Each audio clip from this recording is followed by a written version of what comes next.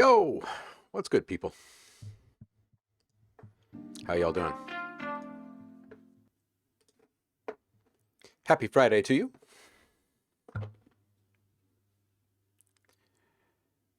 I'm going to guess that we're going to have a mellow one today.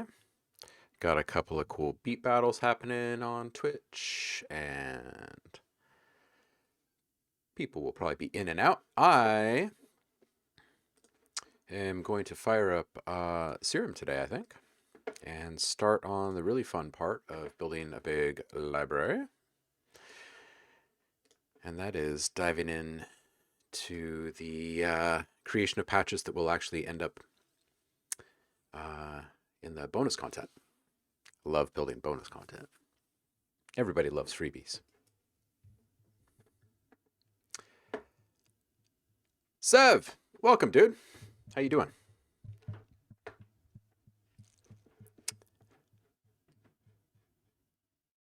All right, where shall I start? Maybe I already have something sitting.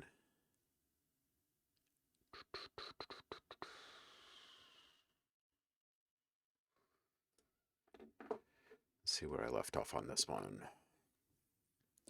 Nice, dude. Oh, I almost sent you a message yesterday after the session to point out that there is one other form of kind of construction kit style loops that's typically just for drum loops, and that is full beat, just the topper, beat without the topper. So that kind of triad of samples for each beat that you build, and then typically you would see someone package like 50 or 100 of those beats together, so you would end up with like 150 or 300 individual stems, but it would actually just be like 50 different beats. All right. Yeah, exactly. So you'd have full mix, just the topper, and beat without the topper. Totally acceptable and quite common still. You still see it in all sorts of packs. Yep, exactly. And then if you're including beats at shared BPMs and it's within the same general of style and genre of music, then they can start, swapping them out between the different intended matches, right? And start to get into that construction kit realm again. So hope that helps shake loose some ideas in there for you. All right, what does this thing sound like? Let's see. I've got to switch my sound over.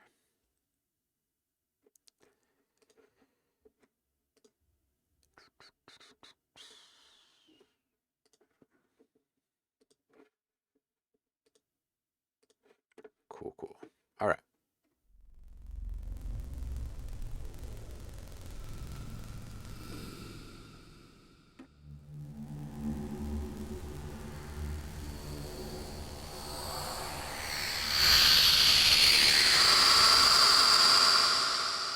Let's go with maybe a sine wave on this thing.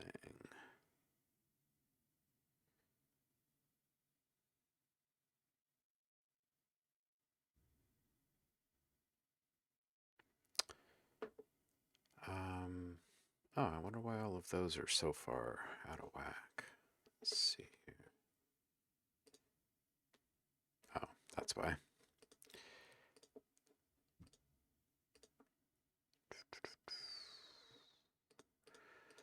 Sorting.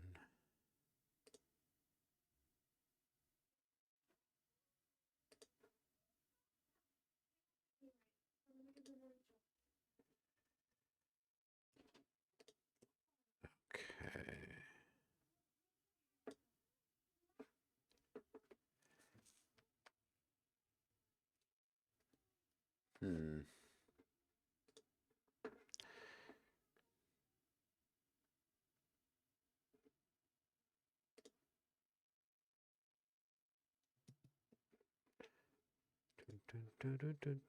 What is in this one right now? All right, I'll leave those as is. Scan. That's a little bit better. Okay, so back into analog.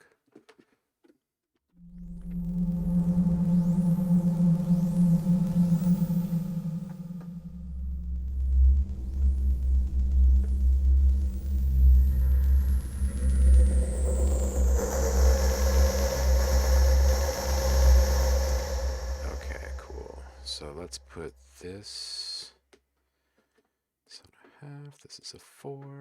Let's put this one on a 2.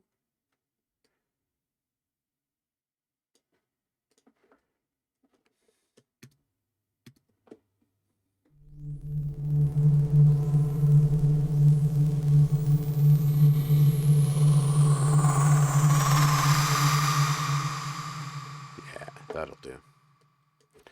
All right, and let's put a sub in there.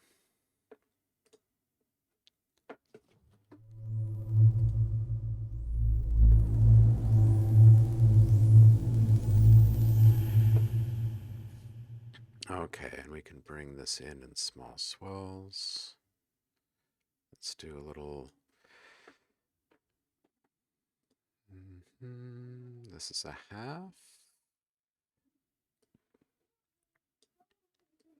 We'll put this on at like a 2% or something, and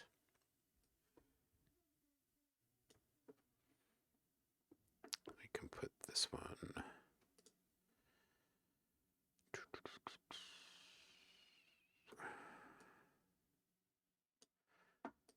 We'll put this on a 2-bar cycle, and let's do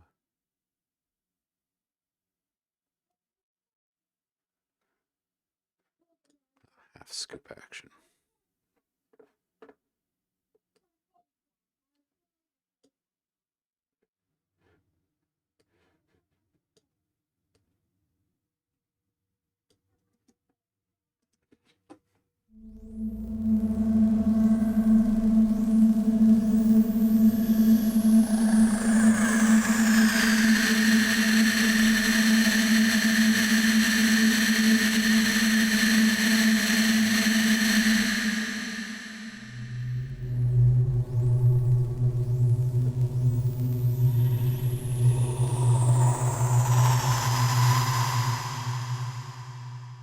Okay, that's cool. Let's add a little noise to this.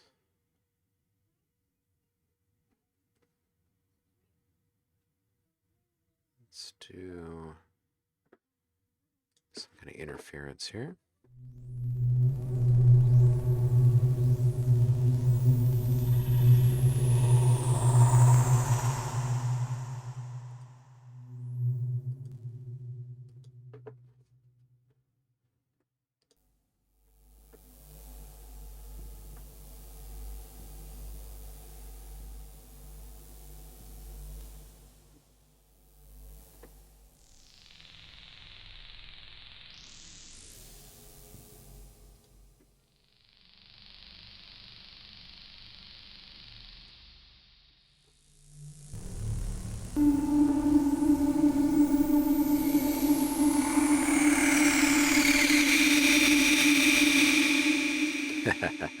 Yeah, okay, cool. So we'll take this down. And actually, before we do that completely, let's add a little unison to this.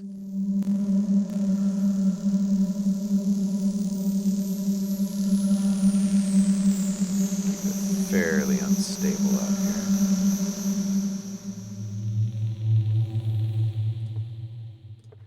Dope, okay.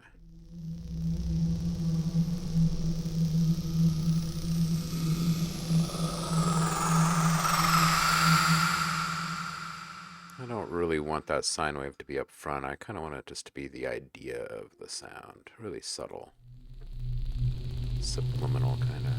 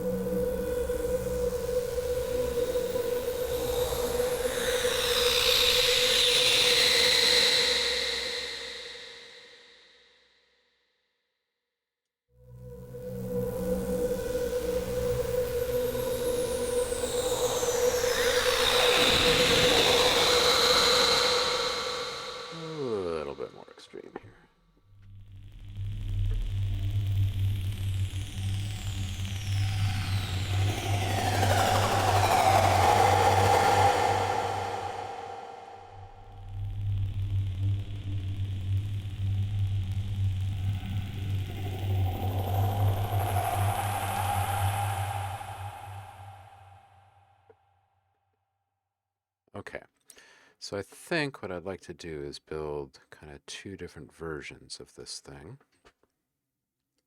One is a build.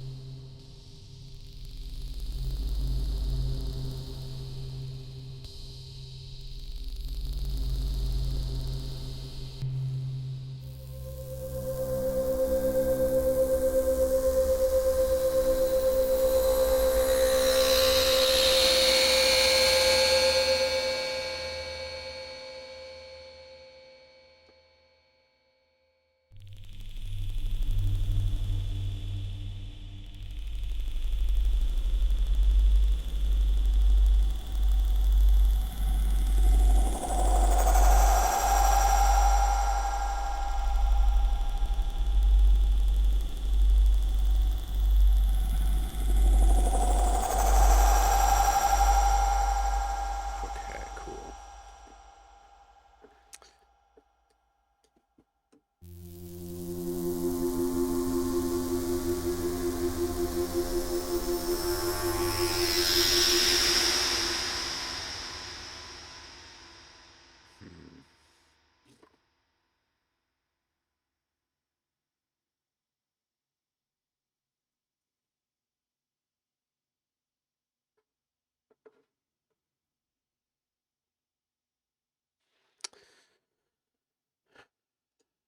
Hmm. I think I actually want to stay.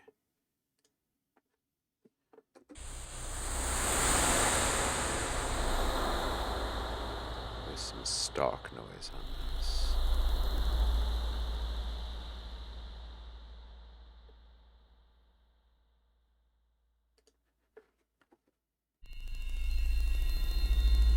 Some wind chimes.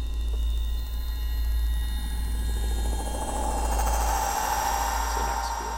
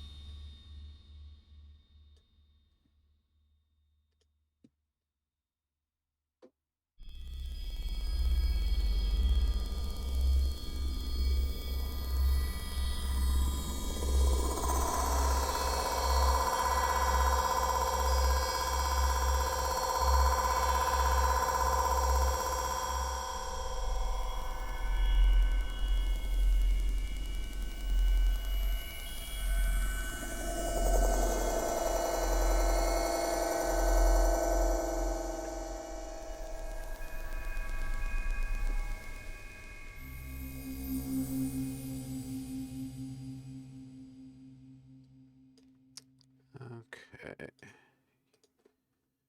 our first one.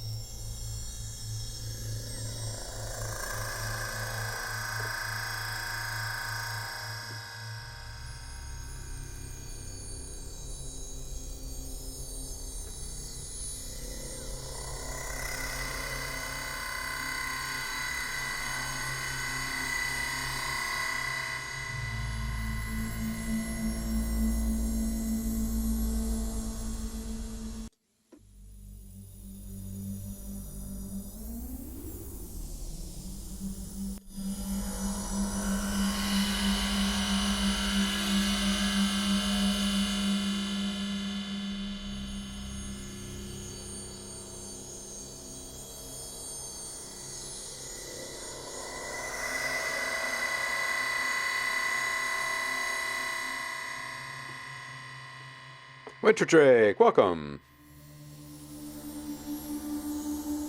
How you doing? This is actually a default skin inside of Serum.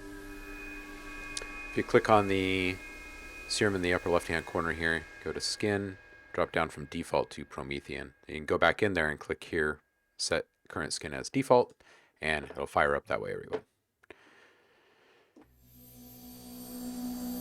Yeah, there's only one alt default, but you can actually even create your own. There's a ton that you can download online too. You can find them out there.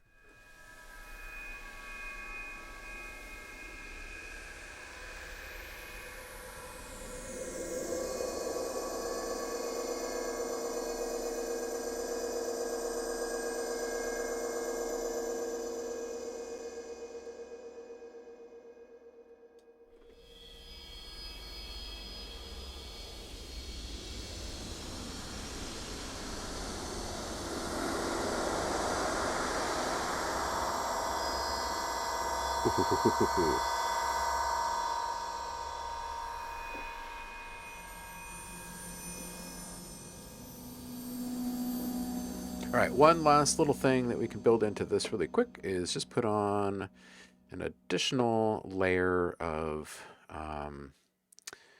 position change on these, and I can use just a really super simple, let's put a analog drift on this one, and let's put this on the wavetable position here, and that's going to add just very, very subtle fluctuations in the position over time. So as this other one is running through, and we'll unsync this, run it at a really low rate, and then that way, while these other guys are doing their thing, there's an additional thing pushing on their position here. We'll do the same here.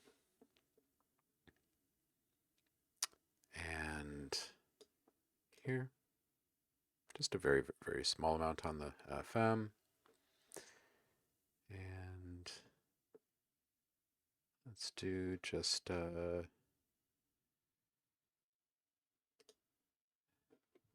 slightly different one of those. Grab another one.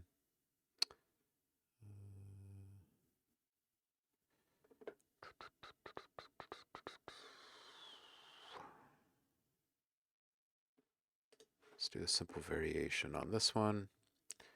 And we'll put this on the resonance of our sample and hold, get some weird textures out of that. And we'll unsync this one as well. Bring it way down, maybe double the rate of the other. give or take. And put that one on the distortion as well. Just a small amount. Just get a little waver in there. And let's also put that on the mid frequency of the compressor. And bring that down to a small amount. Now it should feel a bit less predictable in most areas.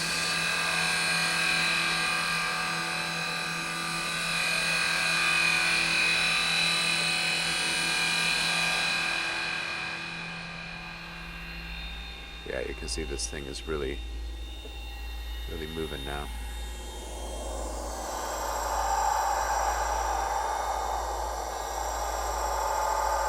Let's ease off that just a bit.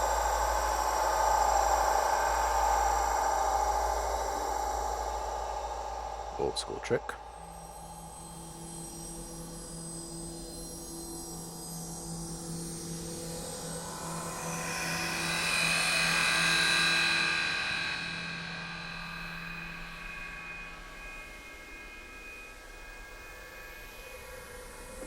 Yeah, Winter Drake, it's definitely a beast.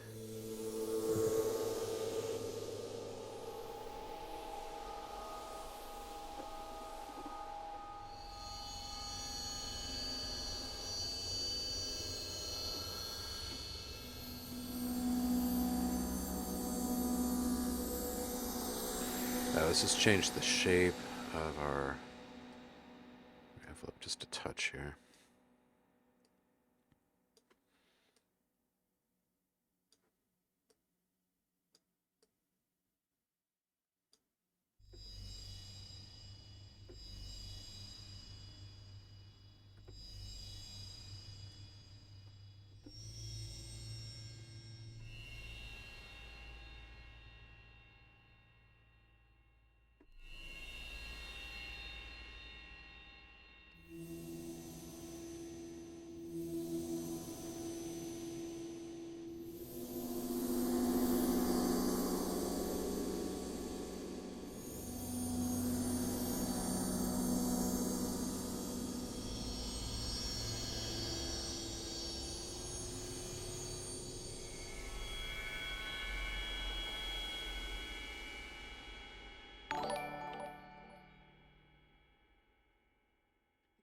Thank you for the follow, sir.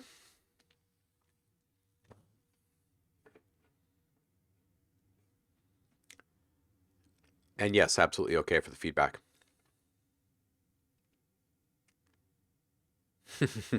Yeah, exactly. I feel the same, Eric. Even if you don't have the same synth, if the one that you're tuning into looks really cool and it's easy to see what's going on, then it's really all that matters.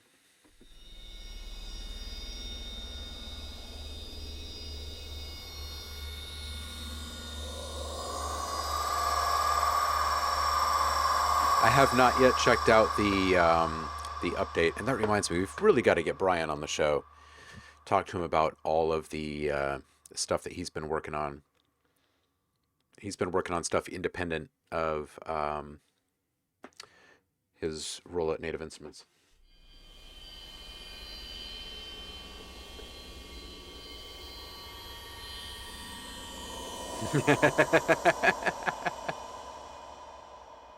Yeah, well, there's ups and downs of working with both platforms.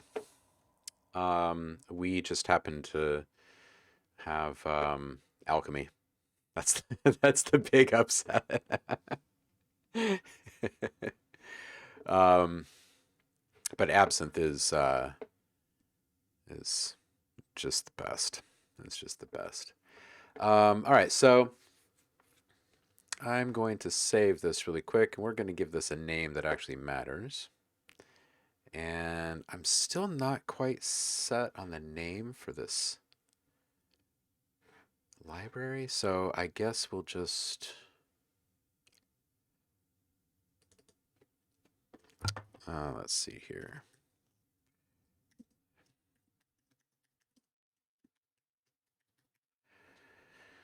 We'll just call this dark cinematic textures for right now, and we will name it. Let's see here. This will go into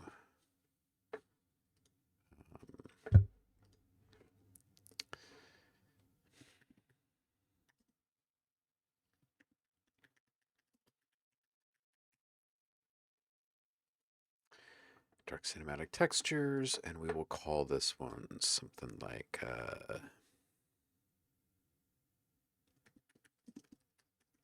deep shimmer.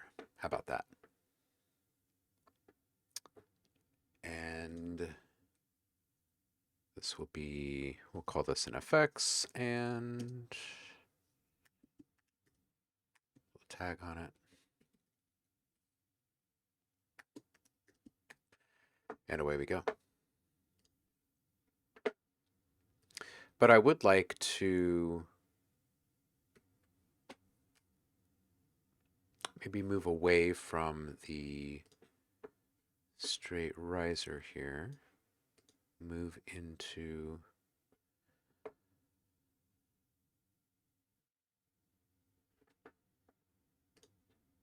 maybe something like this. I'm going to put a pin in that and click on this link here.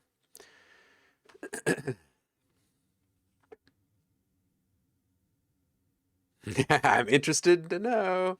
Yeah, Saf.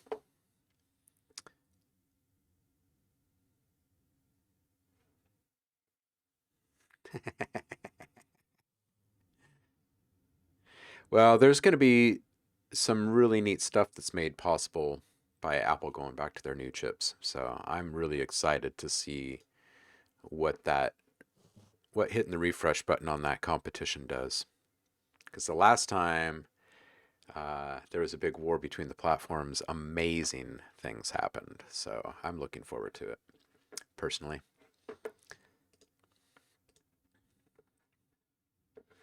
All right, what do we got here, Winter Drake? Let's see. Little dubstep. Oh, let's get these out of here. Set this one to the side for a moment. All right, here we go. Sometimes a disaster, sometimes you're free. Oh, you take the long way to stay close to me. I don't want another, I just wanna breathe. You take me higher, you stay close to me. Oh, I can tremor, you move me. You move me. Like a fire consume me. Consume me. Oh, I feel so alive, feel so alive. The dark won't cloud my eyes. Yeah, I feel so alive, feel so alive. Oh, we chase the night. Oh, I feel so alive, feel so alive. The dark won't cloud my eyes. Yeah, I feel so alive, feel so alive. Oh, we chase the night, the night, the night, the night, the night, the night, the night. Oh.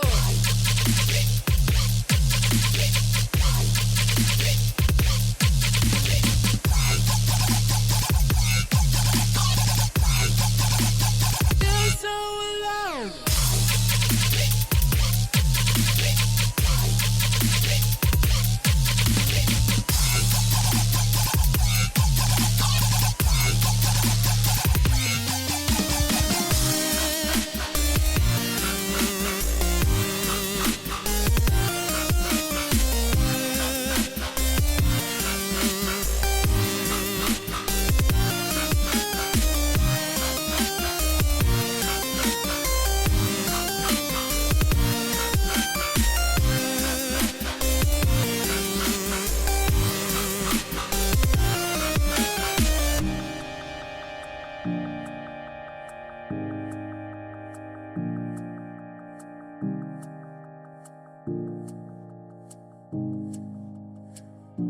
Sometimes a disaster, sometimes you're free.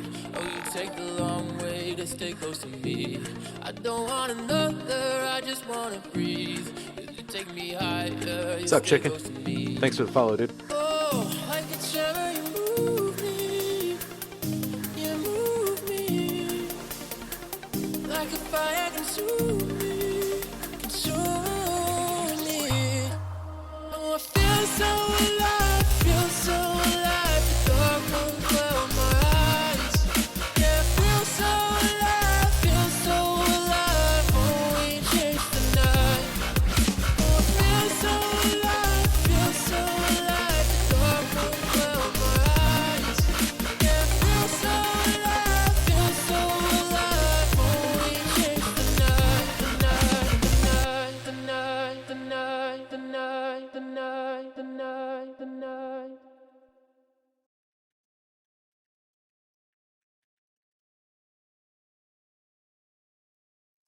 All right.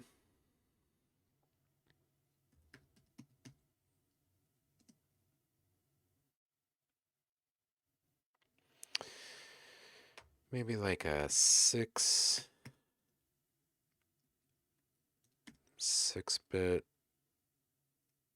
11 to 13 downsample ish. We'll get to that. All right. So this is great. It's great. It's incredibly clean. It's very well balanced. How long have you been producing? And what are you producing in? So in the intro, that FX that's kicking on the sides, you might want to scrape just a little bit of the low frequencies off of that. I think that when everything comes up in volume, come final mix down and master, that it's going to feel just a little bit distracting, those lower frequencies.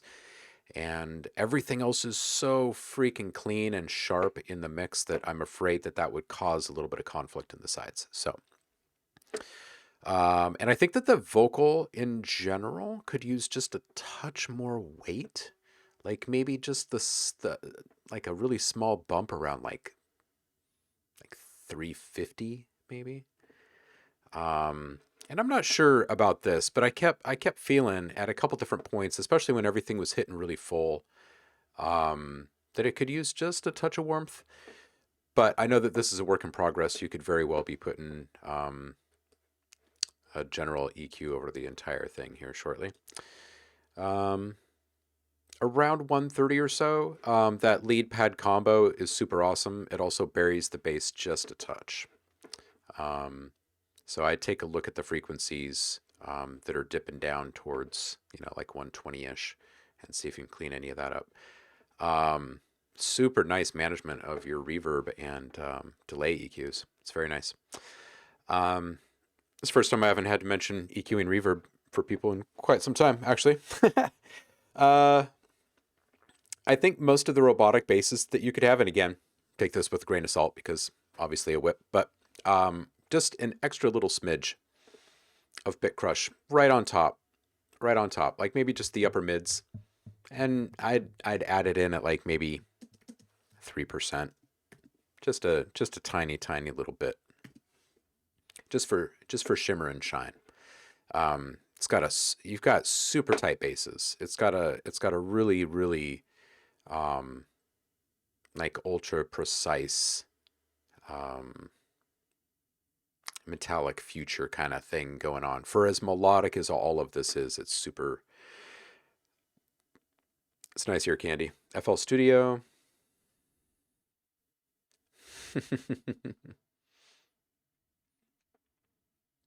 Yes, the candy is attractive. Check out that link in Discord in just a moment.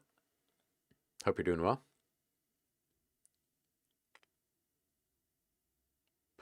Good to hear, Saf. Yeah, I haven't heard of any issues from anyone else, so I'm sure it's just the app. I'd reinstall it. Okay, yeah, sometimes it's nice just to walk away for a bit. Hey, Winter Drake?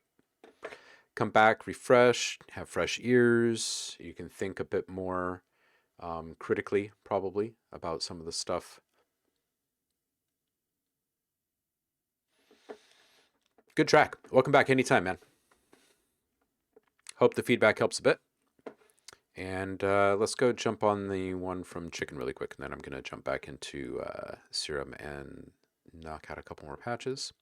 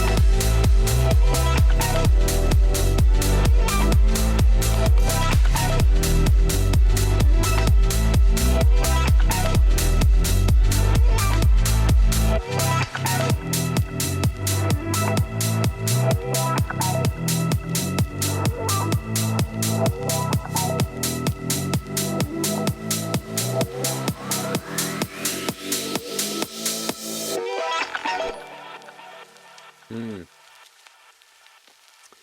Just Air, thank you for the follow. Appreciate it. Welcome. Um, that's fun. That's fun. It's a nice little new disco groove there. The intro bass, I think, could use a little extra harmonic love. Use a super clear overdrive.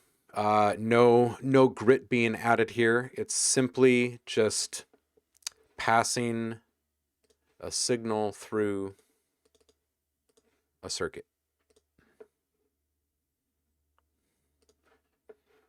Overdrive. I'd add very, very minimal drive to this one and target right around in this range right here. You'll be surprised at just how much that bass pops. You're not actually adding any kind of grit. You're really just adding some harmonics a pretty fair distance away from the main focus of the sound. And the result is that you end up hearing it above those brighter sounds. And I think it could use that in the intro. Um, let's see here. Man, those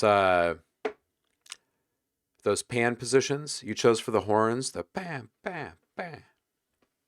Spot on. Perfect.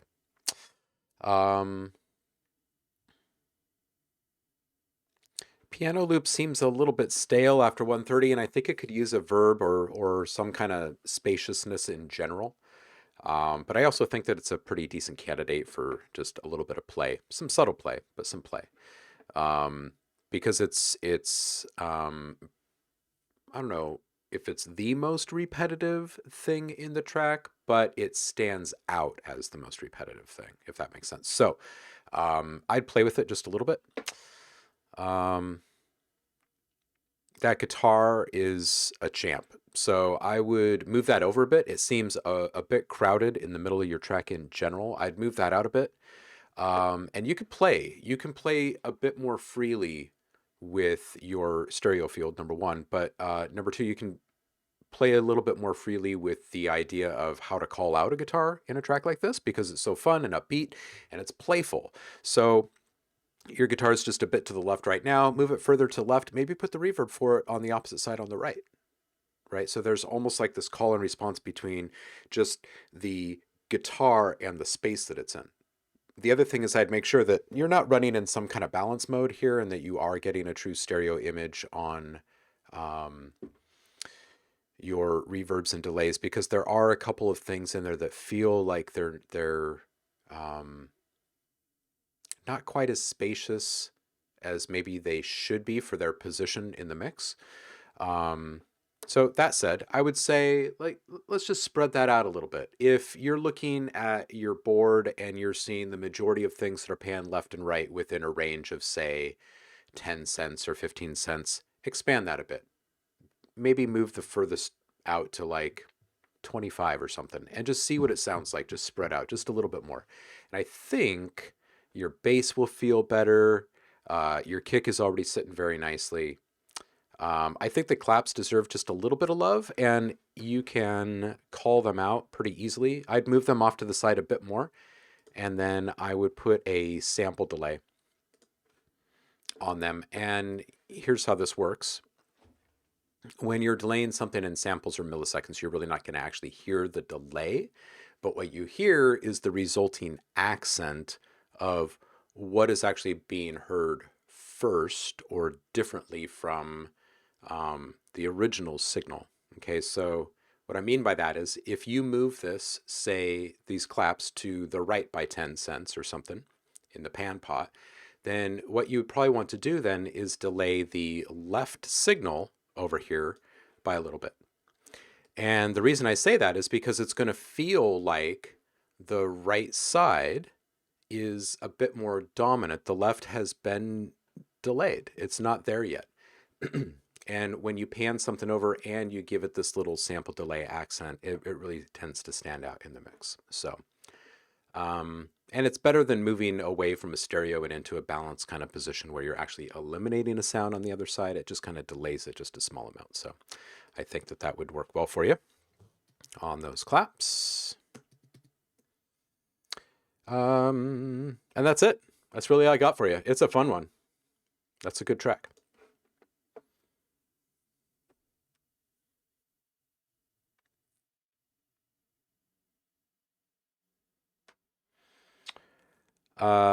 Yeah, the sample delayed trick is choice. It's very big. And you can use that on all sorts of stuff. Just don't overuse it, and be careful about how you're actually positioning things and then working with your delays in relation to those positions. That's all I'll say.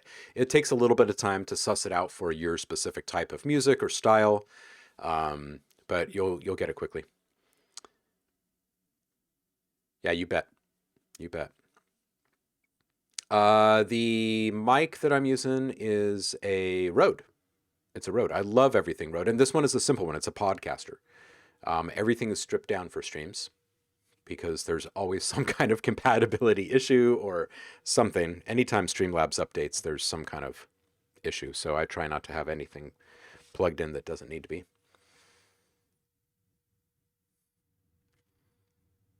Yeah, I totally get that the bass is high cut in the intro, Chicken. I'm just seeing that comment from you.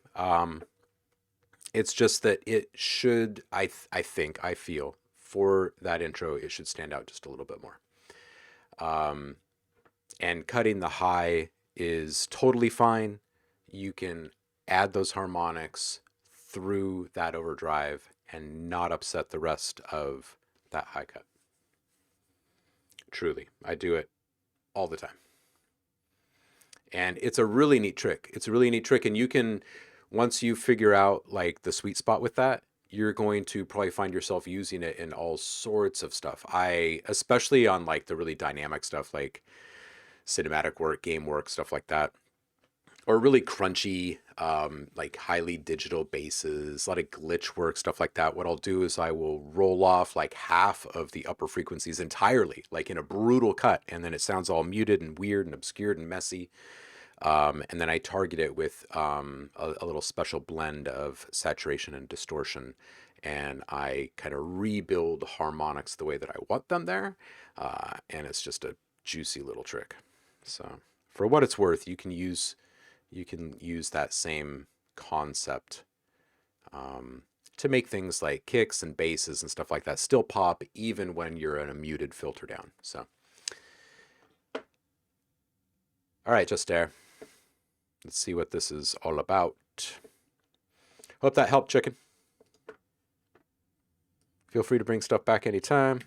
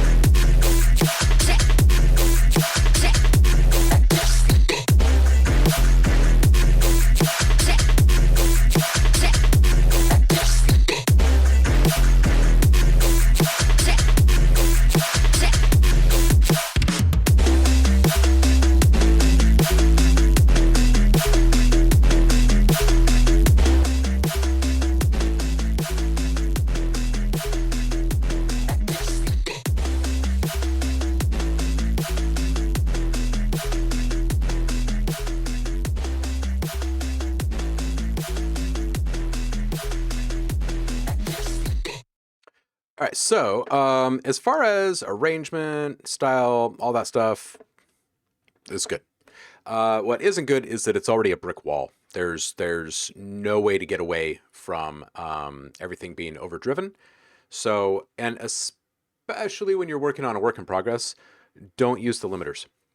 Just don't do it. Just don't do it. And you don't even need compressors on most of the stuff outside of your basic sound design to overdrive your sounds initially.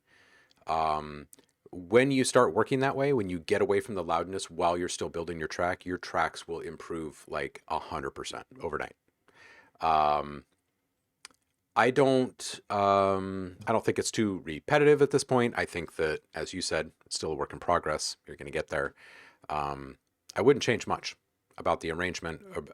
I can't say much as far as feedback about the technicalities about stuff because everything is being slammed into a brick wall. There's quite literally almost no difference between all these sounds in their position and volume and all that. So it's really tough to give feedback other than don't run it through a limiter like that when you're still working on it. It's good to test it and see like what it's going to sound like when it's loud, but this is not going to give you a fair representation of what a good quality version of this song actually sounds like. So although it feels good to hear it all loud right up front, you are cheating yourself out of hearing the actual potential of it, right? You're just hearing a turned up version of it. Just used for the export. Okay, cool. So as long as you're not actually blasting your ears like that the whole time you're working on it,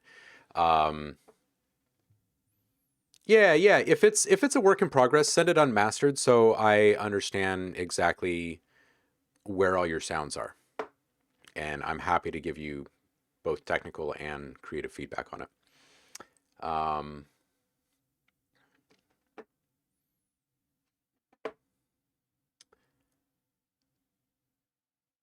Yeah, I guess that's really all I got for you, man. I think that the sound is tight, and I think that if this was to come back with some dynamics, it'd be easier to pick it apart for you.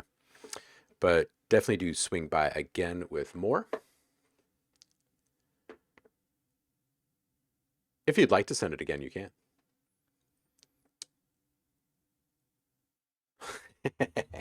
Saf definitely wants to set your mind at ease about the repetitive thing.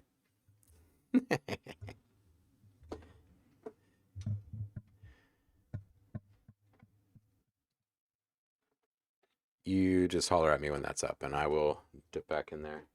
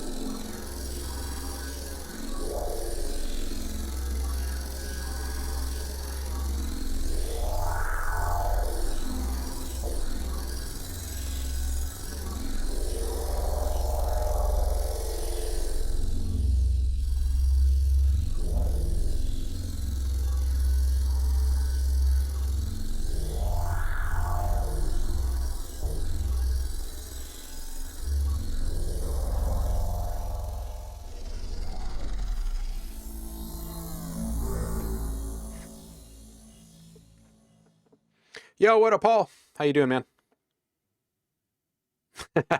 Nice. How'd your beat turn out, dude? And how is the beat battle going over there?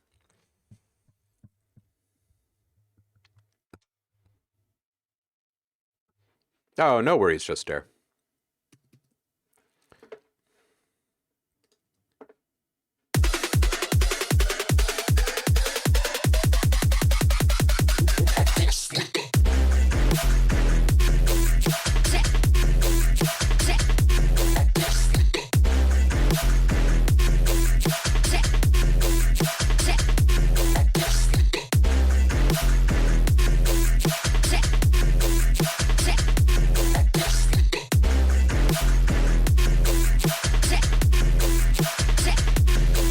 Nice, Paul.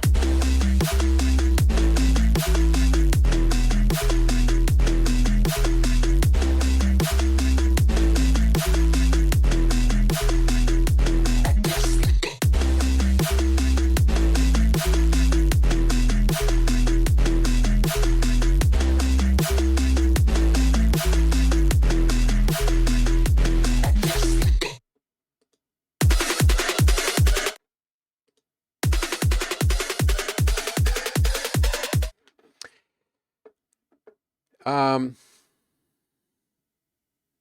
okay, so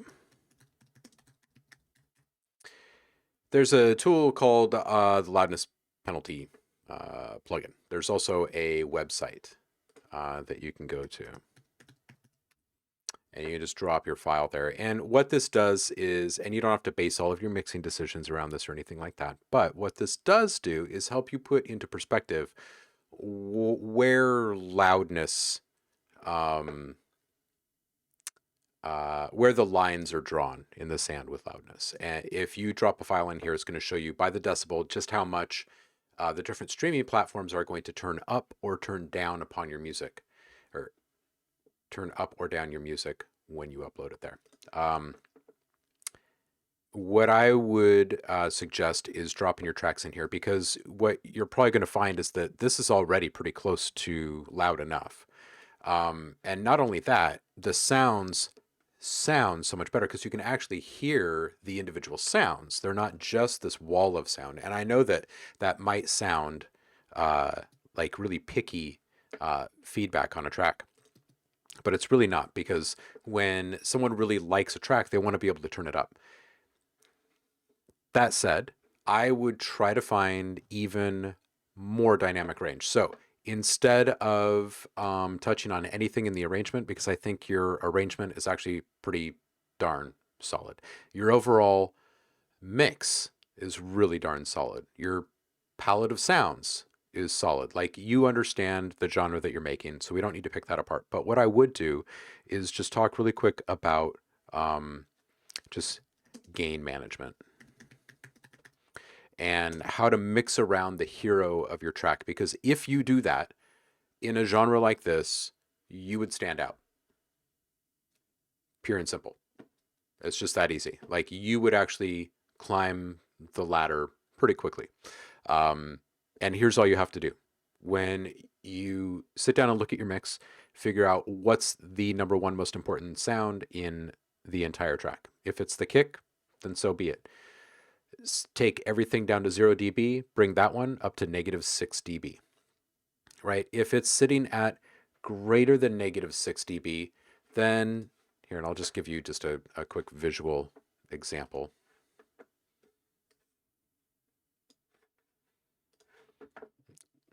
Most DAWs will allow you to go up and down in the gain, and you can see that this one is down. If we zoom way in over here, it says, hey, the gain right here is -10 dB on this. We could bring that up. And all of a sudden you start to see your waveform shine. What you want, though, is to just pay attention to the dBs at this point. Let's just put on a loop here.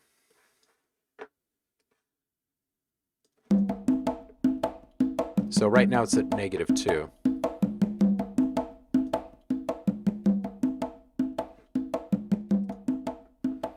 Now you see, they were thinking about how people are actually using sounds in their projects when they turned this down as a loop. They knew when it was brought in that it would be loud enough when mixed with other sounds. So here's the thing, is that nothing should ever really be at 0 dB at the beginning of a project.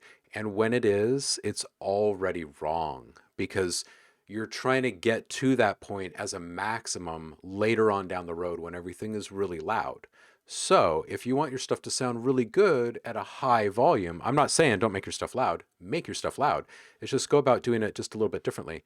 So after you get your kick up to -6, bring everything else up just under that and make sure that you're hearing a difference between each one of the sounds, because that's one of the ways in which your sounds will be separated from each other in the mix. And you're going to find that when you work that way, you're no longer going to be fighting your own little loudness war. You're not going to have to go searching for the headroom at the end of your mixdown. It's already going to be there. You're already going to have everything lined up the way that it should be.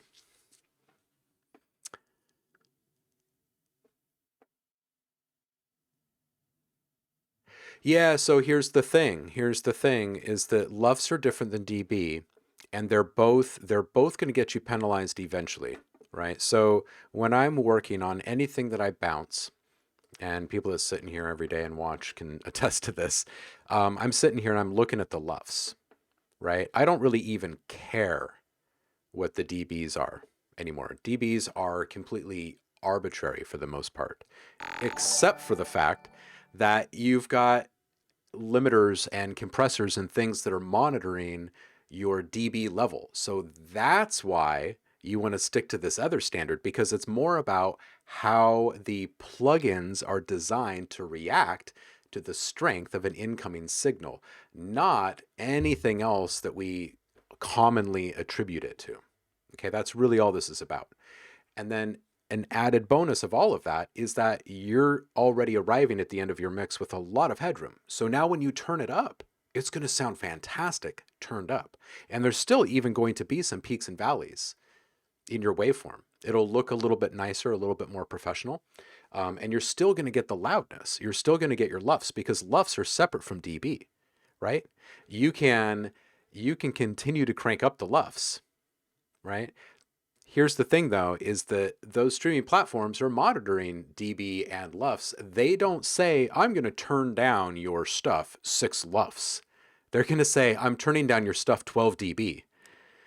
Because that's what it would take to bring those LUFS down to an agreeable position, right? So it's some people say, oh, this is semantics, or it's like, it's really, 6 and 1, half dozen of the other. It's not. It's really not. LUFS is there because we've gotten to this point where we need to talk about the perception of loudness, because something can be horribly louder than the next thing, and they could both have the same exact number on the dB meter, right?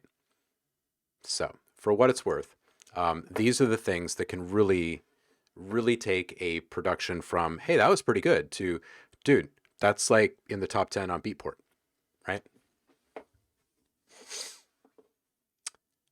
And thank you, by the way, for the sub. I appreciate it. You can dig around in the Discord there and grab yourself a whole bunch of free samples. Stay subbed. You get free samples all the time, and presets and all sorts of stuff.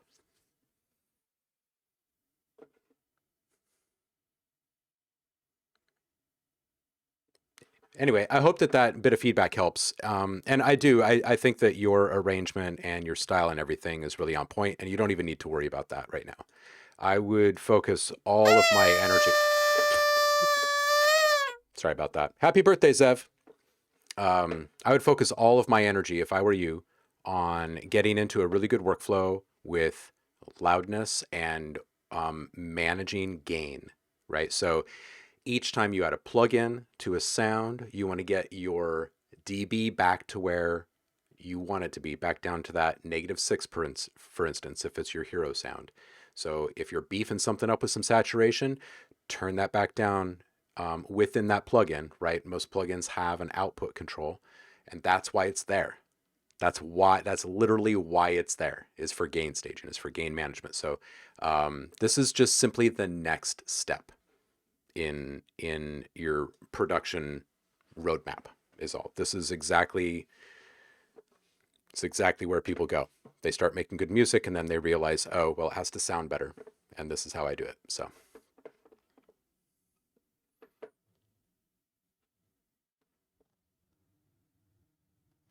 yeah. So here's the thing. Here's the thing. Okay, let's say that your kick is your hero. Okay, it's going to be the thing that is going to have the highest dB in the mix, right? You're going to set that thing to -6 dB. Okay, and if you really want to get um, um, like into a similar space that you're in now, like visually with your sounds, that's why you would use the track gain control.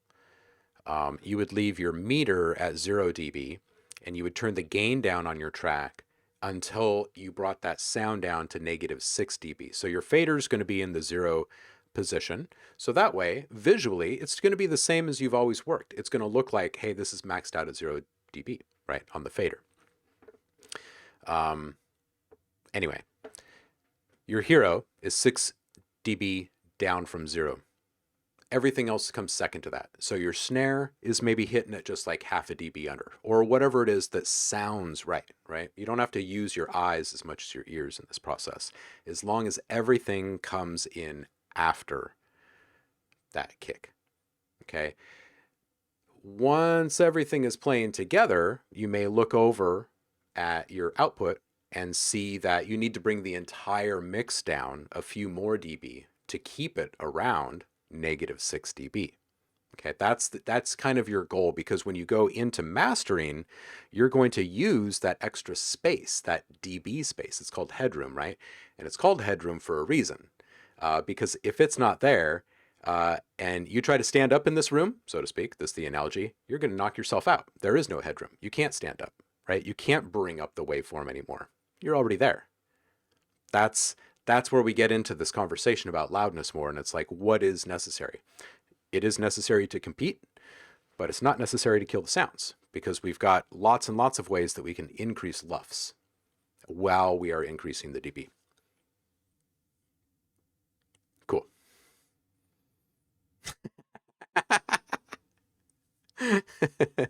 Got to watch out for that ceiling, Zev.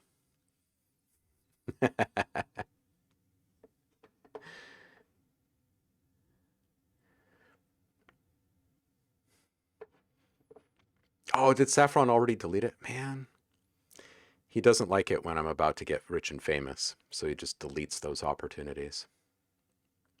Thanks for looking out for us, Saf.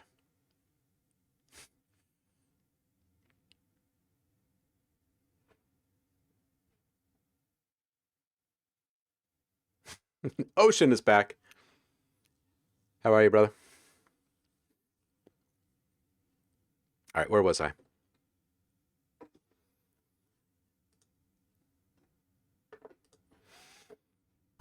And just Air, I hope that that's kind of the beginning of like this new chapter in mixing for you, because when that step is taken, it's like this whole new level of awesome starts to unfold, because you start listening to your stuff on the same, like in the same standards as the people that you've held in such high regard for a long time, right? They're like your musical heroes, and now you kind of know the secret to how they actually make all of this stuff sound so good, and why it's fun to turn their music up still, you know? Yeah.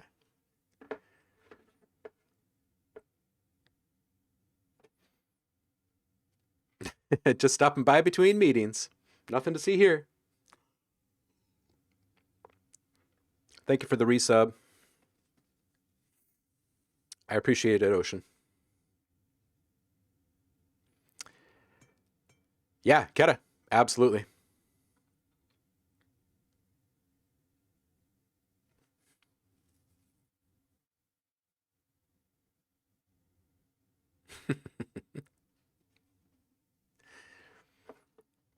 Yeah, man, you can post it right there in the chat.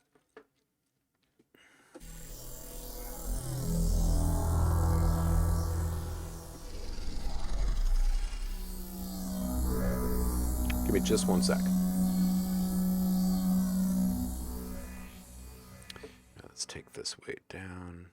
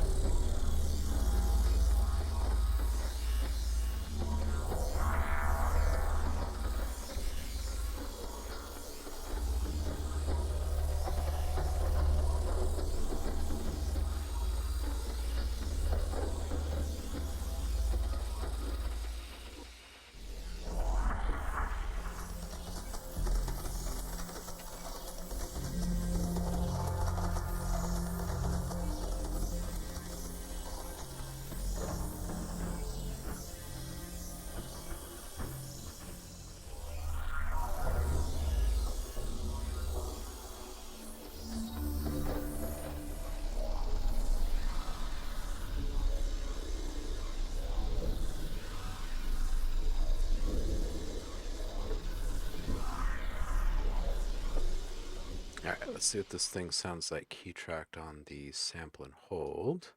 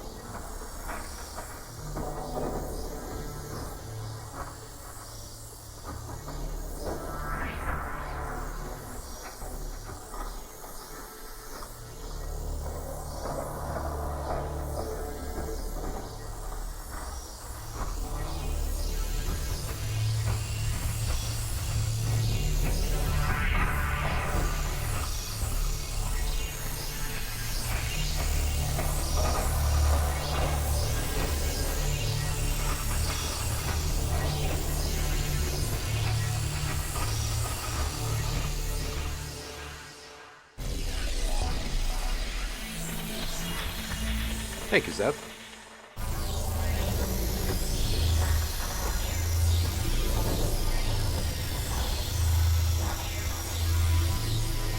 So now that all that is done, let's just take and put an EQ on it at the end here. And bring this down.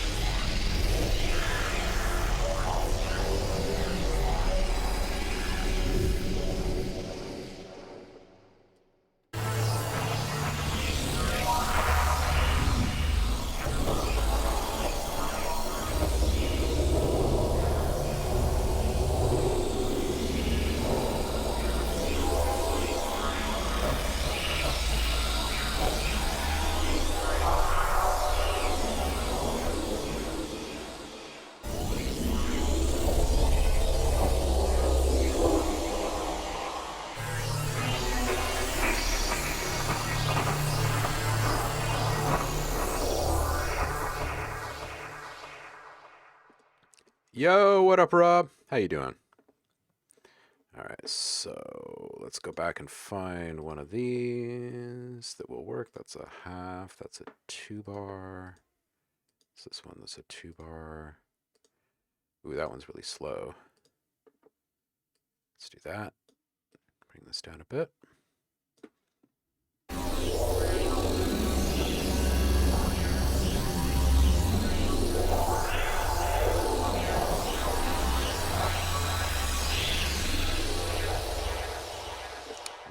Let's go.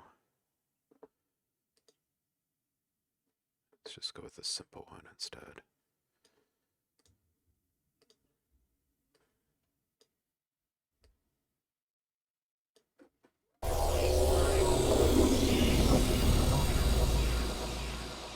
Let's turn off this trigger.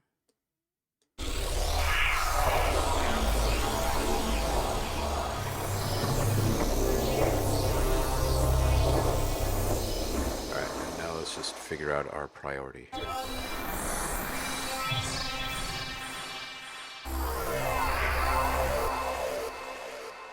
So let's take this one down and leave this one up. And that's our sub.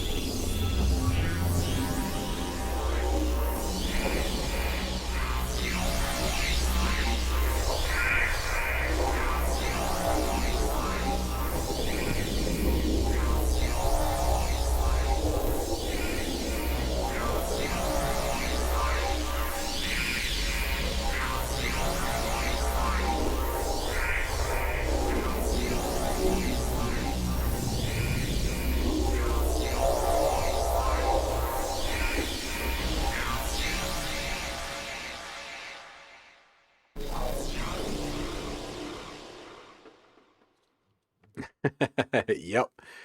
Oh yeah. Okay, so let's call this one dun, dun, dun, dun, dun, dun, dun, dun, dun, dun, dun. Let's call this one.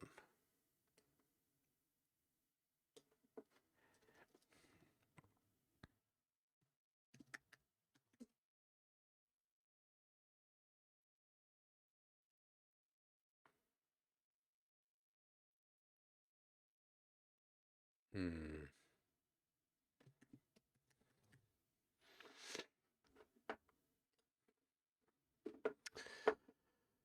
All right. UFO core.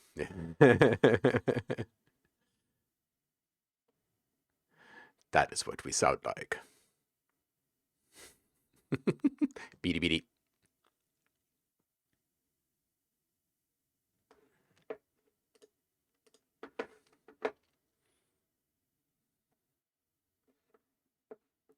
All right.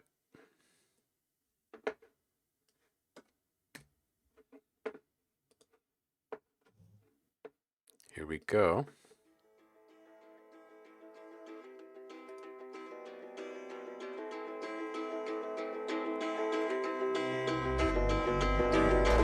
My dad told me each love will be different. My dad told me each love will be good. But my dad's never had a broken heart. 'Cause my dad's got my mom. I'm too scared to fall in love again. I'll just focus on my family, my art, and my friends. I'm too scared to fall in love again. Just focus on anything else. I wanna be academic, confident, and romantic, but I just feel weird and overdramatic. Daily reminders that I am pathetic. When you're surrounded by it, hard to forget it. I see your straight faces in the magazines, the ones I used to read when I was 13. Daily reminders that I am pathetic. When you're surrounded by it, hard to forget it. Daily reminders that I am pathetic. When you're surrounded by it, hard to forget it. Everything I had, I seem to have lost. And everyone who loved me seems to have forgot. Everything I want seems so far away. I'll just stay in bed for another day. Hikikomori. Hikikomori.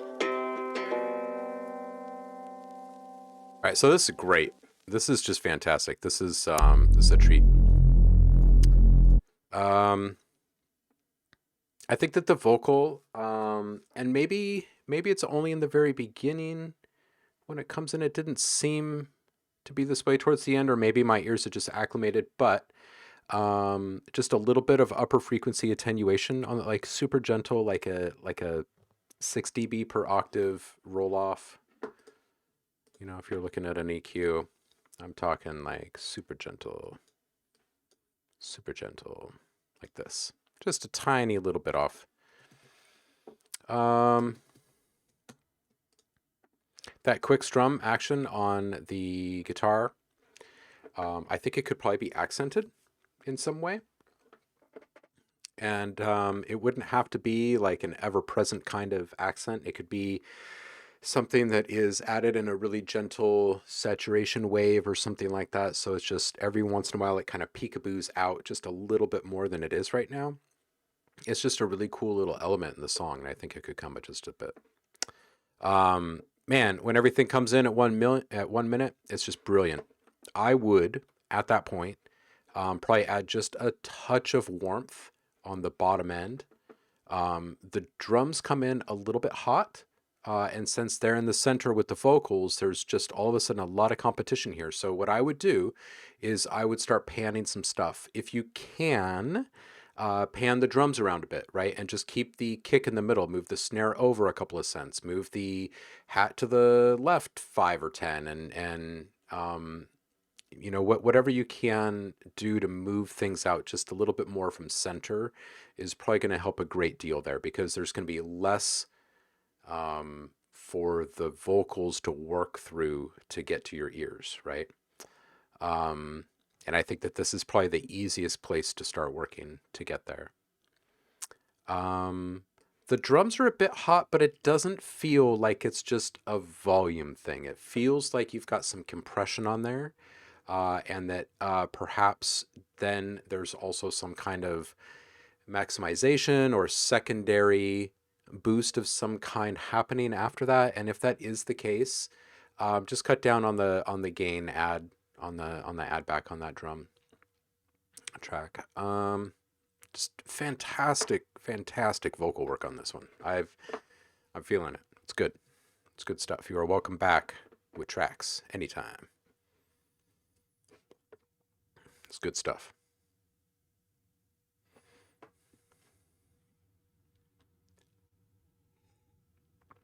Yeah, I did not see the jungle coming, and it was so great. It was so great.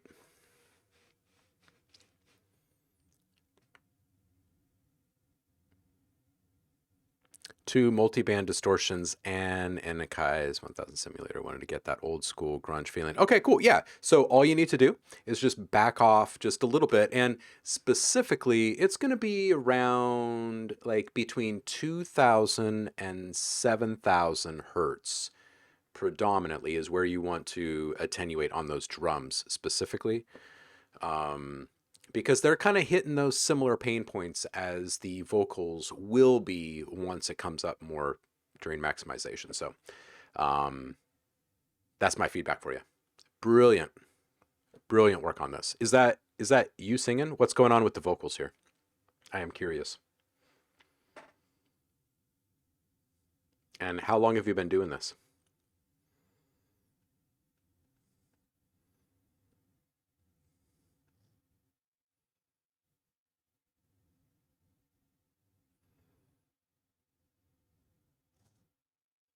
It's a remix. Favorite song ever. Okay. Gotcha. Okay.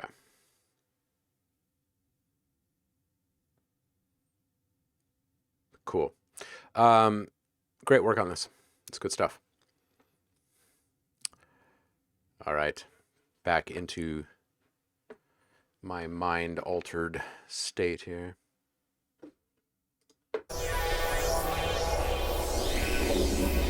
All right, let's jump into something else. Um,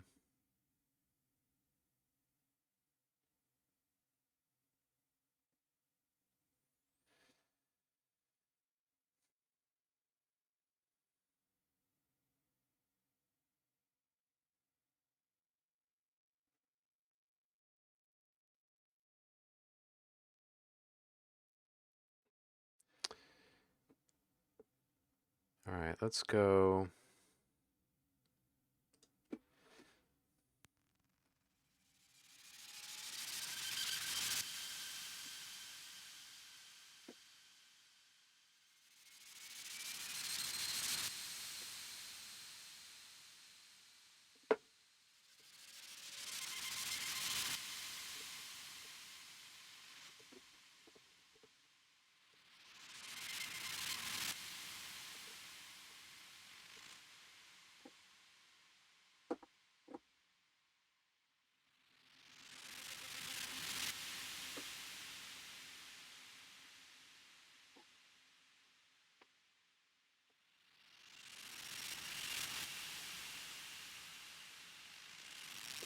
Well, Kata, it suits you. It feels like it's a good fit for you.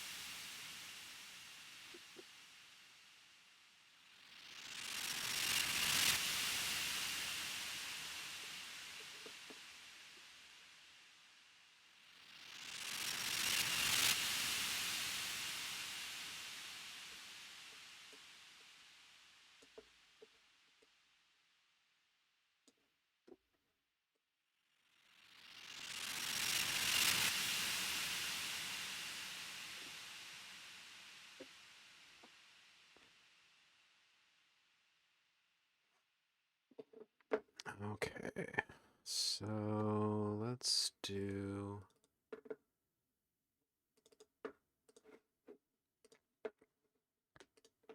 So if that was the high,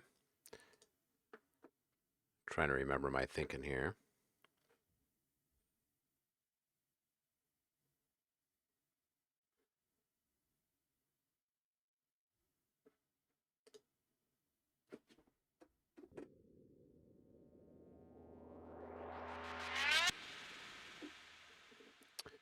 Okay, and then we'll do a low on this one.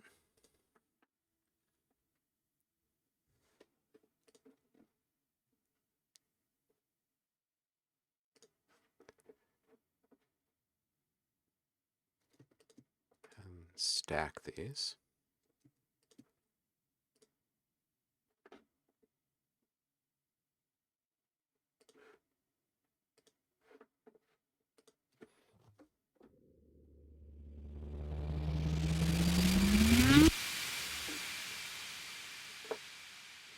All right, so high, mid, low.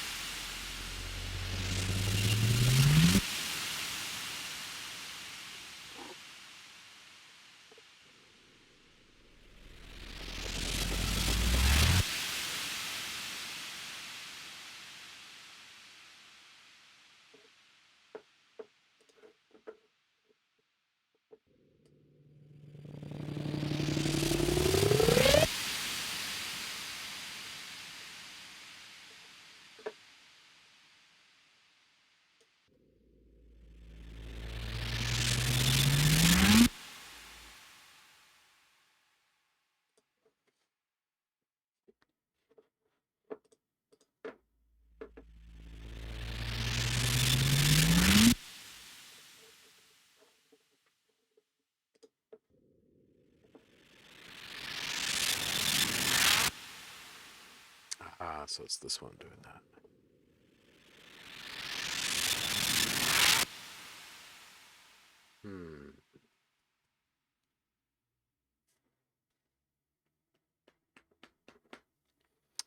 Well, if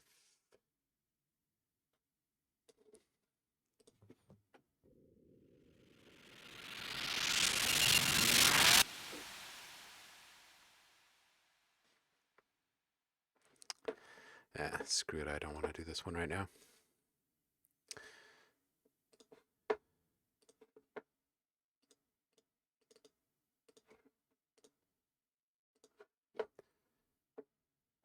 Let's build something from scratch. These are going to be included in the bonus content in the upcoming library. So people will get a cool collection of hybrid soundscapes and some Serum patches to kind of round out the whole deal. Probably going to sit around 3 gigs or so.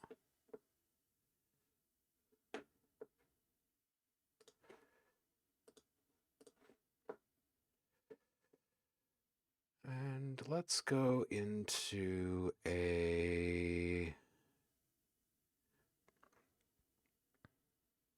maybe an Animog.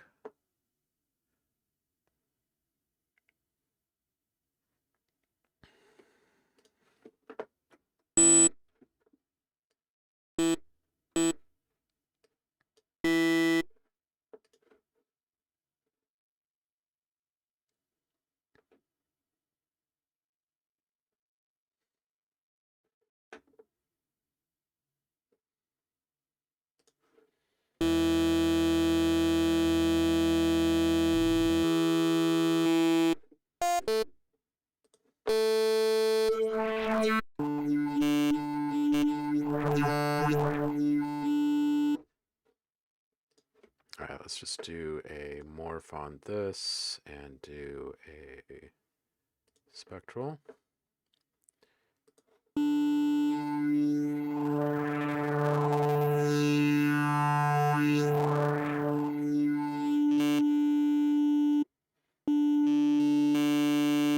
Let's get rid of this very first one. Cool. Cool.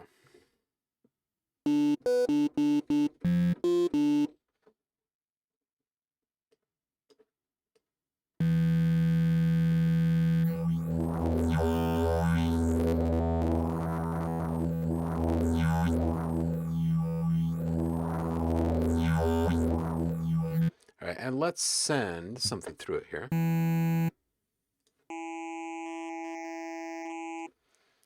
Let's not do that one. Let's do a simple with a mini.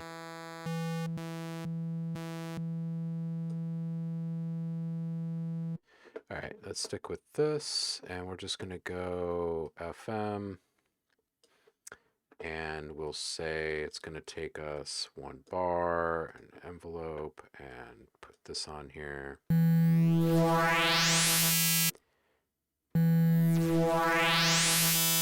Cool. At the same time, let's morph through this. Cool. Now we're just going to go over here, and we're going to say resample to oscillator A. And we're just going to turn off B. We're going to turn off this warp and see what we've got.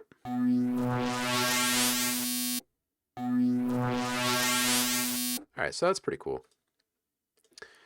Let's see what we can make out of that. Let's add some unison. Yeah, it already sounds pretty good.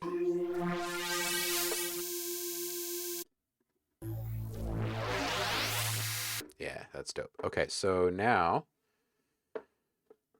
we can take our time with a little bit of maybe some mirror.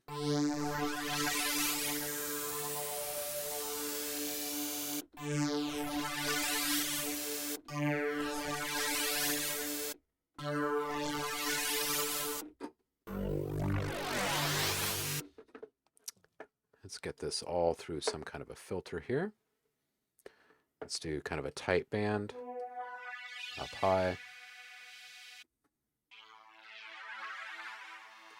And let's add to that some noise.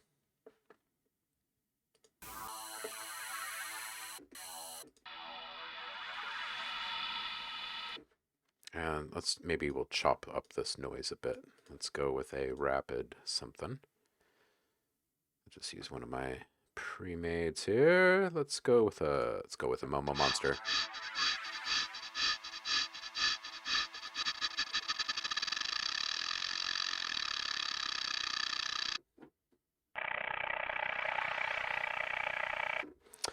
And we can put that through as well. Let's add our something down low, a little subby something.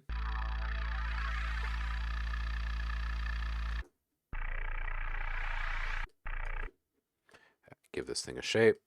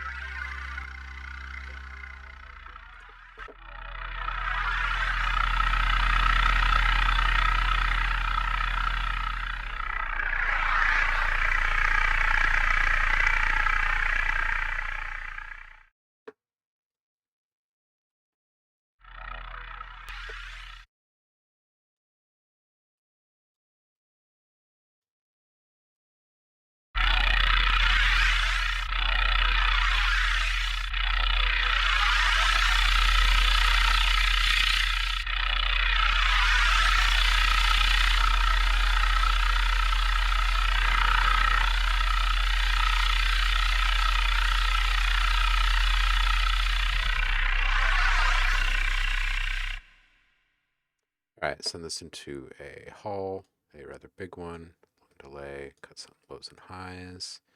Spin this thing slowly.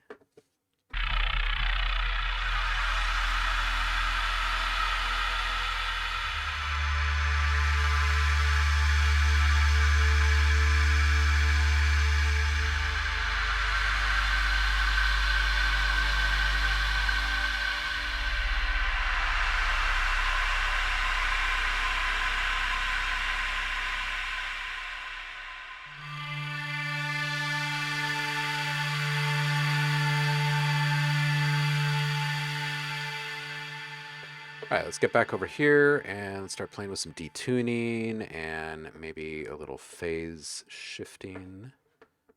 So, set up something kind of wonky here. A lopsided lotus. Let's put this on the fine.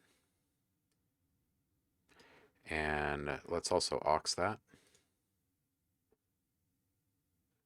Let's put that on 1.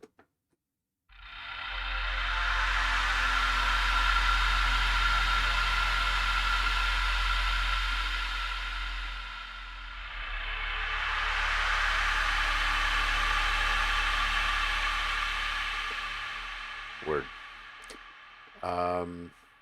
Next.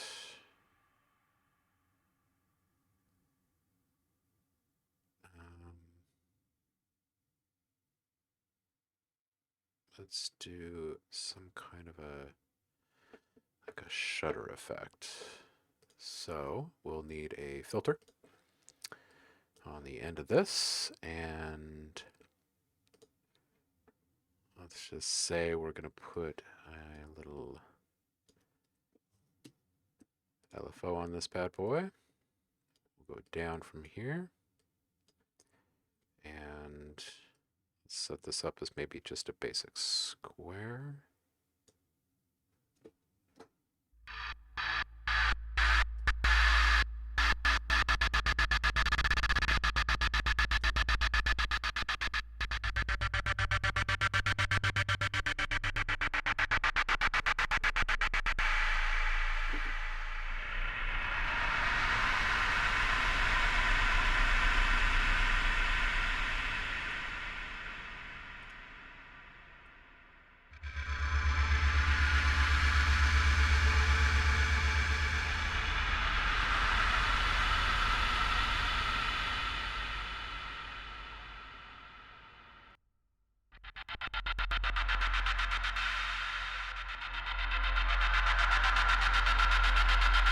All right, so we're going to aux that, and we're going to put that into 2. We'll call this a stutter, or a gate maybe.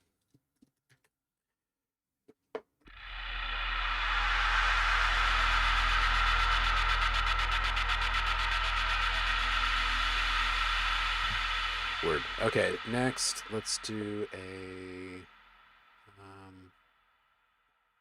let's see.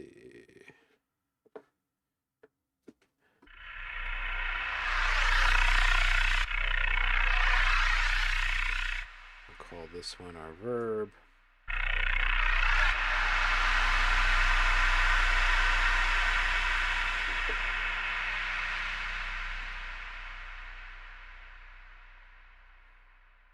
And let's do one more.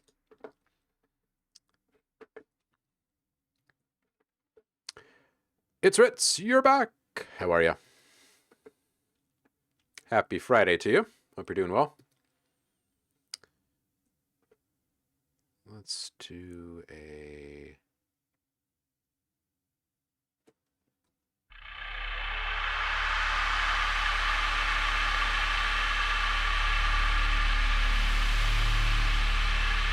Yeah, let's call some kind of deep swell our last big mod here. So we're going to put this up here, and we'll just say that this is going to happen every... Let's trigger this and say it's going to happen every 2 bars maybe. And then we'll aux this, And we'll put this on macro 3. And we'll just call this a subswell.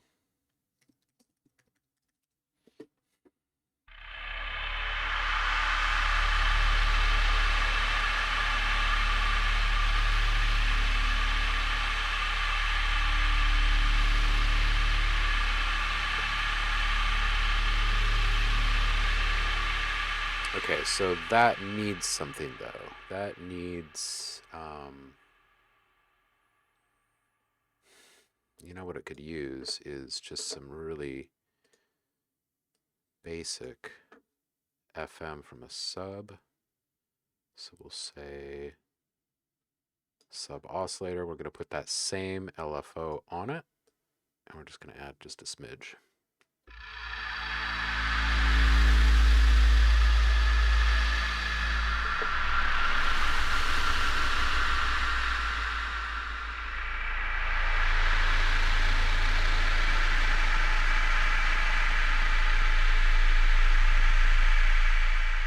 That's pretty beefy.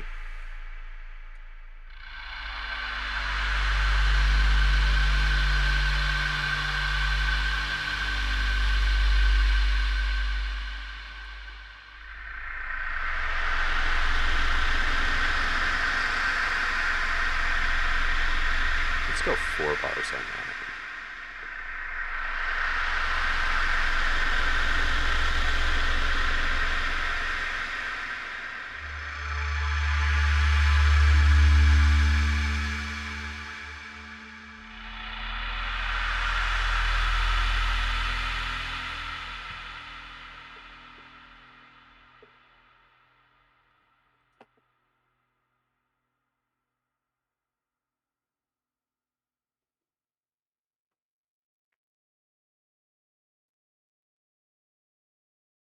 Oh, good. I'm always happy to hear that my feedback helps you get to a better place with your music. So I'm glad that helped.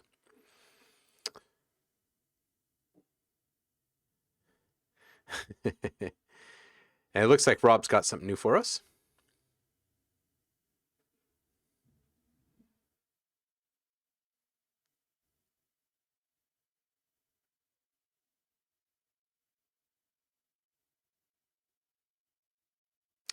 Yeah, you know, Eric, it's funny because it seems over the years that, and I know this is kind of a general blanket statement, but something shifted in the US music scene several years back where it wasn't about just firing up gear and having a good time the way that it used to be. There was like some kind of a, I don't know. I think people start putting some kind of pressure on themselves around here. Most of the folks that I continue to work with in the UK, it feels like it really hasn't changed much over there in regards to just getting out and playing with people and being real with one another. All right, Rob, here we go.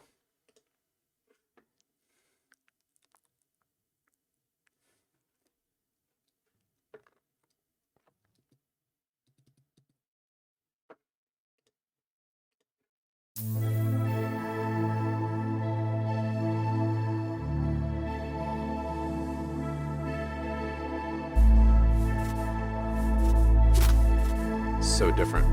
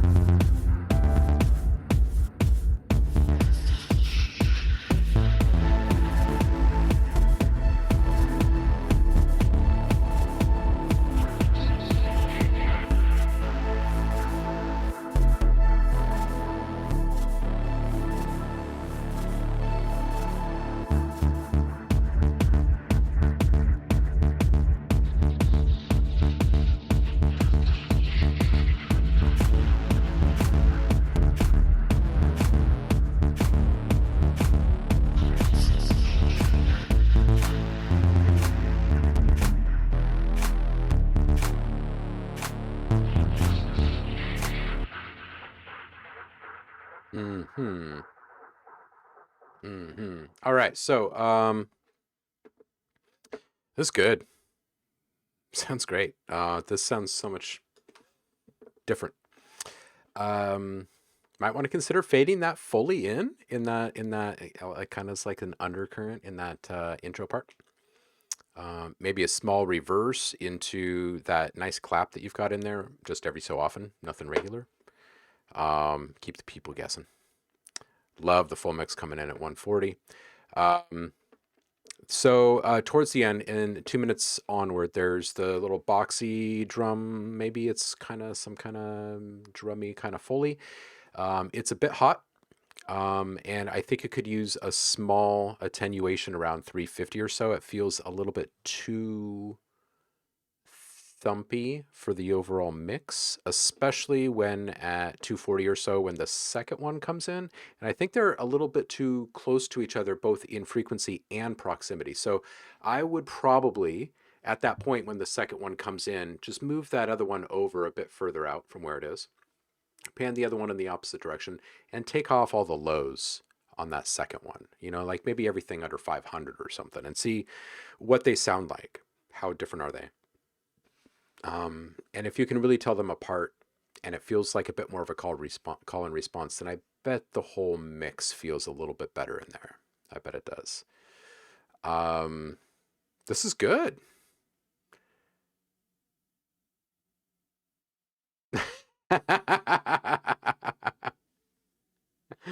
Oh man, I was just reading the comment here.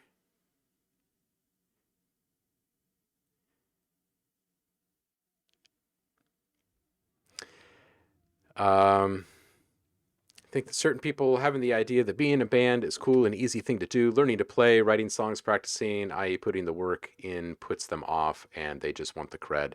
Yeah, they want the rock star life, right? They want to do drugs in the back room and be cool. And Eric, I'm reading this thing, sort of get that, but what has changed is getting a venue. So many venues closed down now, and the thing of hiring a pub backroom or skittle alley thing died years ago. Yeah, I totally hear that. And I hear that from my UK friends in general as well. I think the thing that really broke the social side of making music here was everyone jumping into the box so quickly and staying there. So many people felt um, um, like they had a chance to create stuff themselves, like their own way or whatever. Um, but then ego gets involved, and um, I don't know, that old boys club mentality of like, well, I had to suffer, so you're going to suffer kind of thing. I'm not going to show you how I did it. The people getting gigs still get gigs. Everyone else just kind of falls to the side.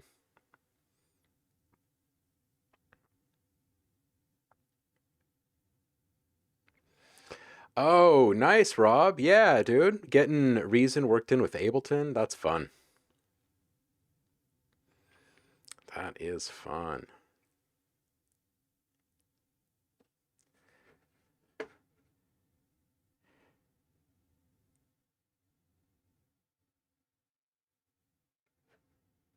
All right, we got one from Itzritz here.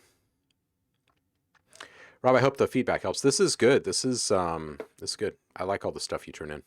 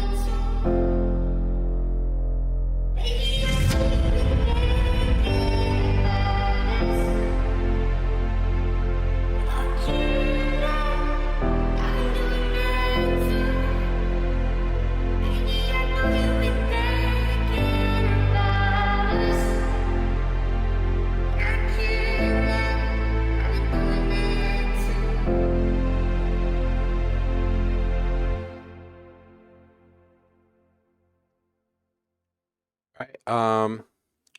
Good stuff, man. So cool processing on the vocals, by the way. The drums seem a little dry after that intro. Just a little, they kind of fall a little, not flat, but close. And I think that it's simply because it's in direct, it's a juxtaposition. You've got this larger than life sound, and then you've got this, oh, it's a normal beat. And then it's kind of exacerbated by the fact that you add this big cinematic whoosh right next to it and impact, and then it's like, all right, well, so those drums are just kind of there. So I would find a way to spice those up. I would think that a simple maneuver like distortion on them could go a ways. I would put a different reverb on them as well. I think they deserve a different space. And then I would probably put the distortion on after the reverb in that process. Make sure that you EQ after that reverb as well. But something needs to happen with the drums for them to have a little bit more, a little more interest. The strings could use a bit of movement.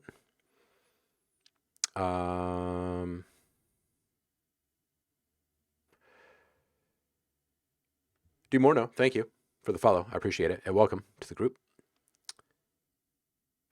And the type of movement that you put on there, I don't think stereo field movement is what I'm thinking of. I'm thinking more of like a frequency manipulation or, some kind of gating or filter modulation. Whether it be subtle or extreme is entirely up to you. I think that with the cinematic elements in play, you do have a bit more freedom to play with the type of modulation that you put on there and how extreme it gets. It's got to fit the theme. All that said, don't overuse the cinematic impact. It's in there a whole bunch of times. I'm not sure how many times. 8, 6, something. It's too many for this track. So what I would do is change up, and I'm not saying that it's a bad sound. It's a great sound, and that's the problem. Something like that should have impact. It's called an impact for a reason. It's not just the type of sound, right? It's about the emotional impact that it gives a moment. So consider that, and consider the fact that you can take half of that sound and you've got a riser or a sweep, and that is really all you need in some of those places, right? As transition cues or supportive elements during a transition. But the impact each time it loses its emotional impact, and then it just kind of feels overplayed, and it makes the arrangement feel like it's not complete or that it's lacking. And so to get away from that, what you can do is move to smaller transition type effects and support effects, and then vary the arrangement a bit, right? And I think that the ambience, the background ambience that you have in there, it's great. And you should allow that to come out a bit more. Let that peekaboo a couple of times throughout the mix. And I think that the whole thing is going to feel a little bit better once you have some movement in there from the strings and the arrangement gets varied up and you find something else to put in there besides that same impact.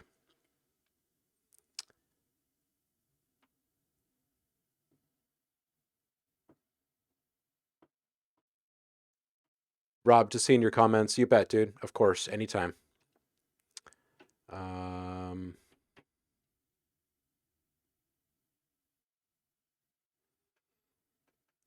Yeah, Demorno, just toss a link in the chat and we'll get to it in a couple minutes.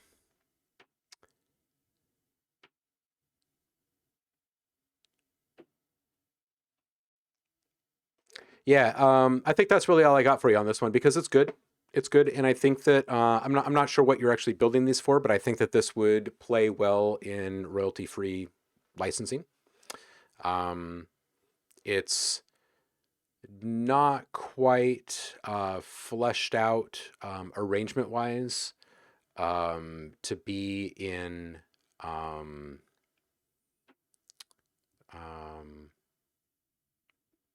like major productions, but the sound is there, so you're close, right? So you would get a lot of people buying this and using it in YouTube videos and commercials and stuff like that because they don't need a longer arrangement. They're oftentimes looping something in the background anyway. And I think that this could be one of those sweet spots for you. If you're looking for a place that's an outlet for your tracks, bring in a little bit of money, and start building up something passive in the background. Um, so it's Ritz. It doesn't matter that you're only 14. You can still do this.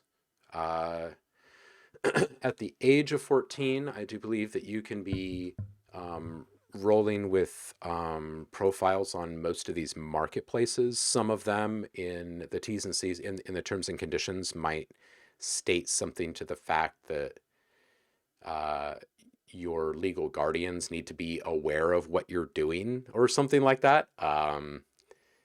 But yeah, you can do this. I think that in most places, where are you located?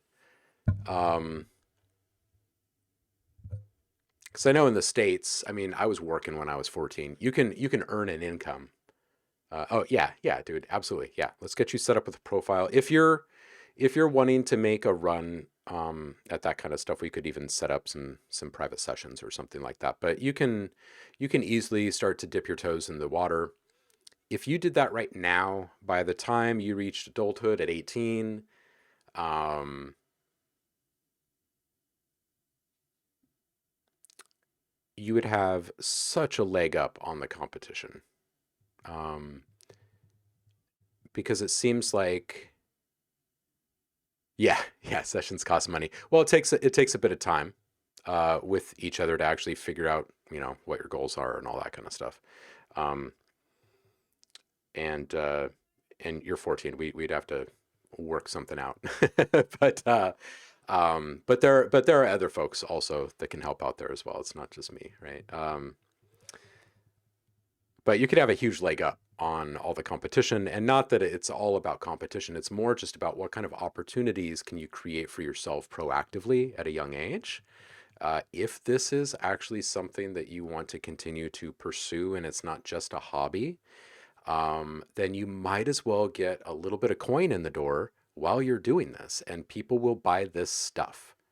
You're not you're not that far off from a what would be considered a professional quality product here.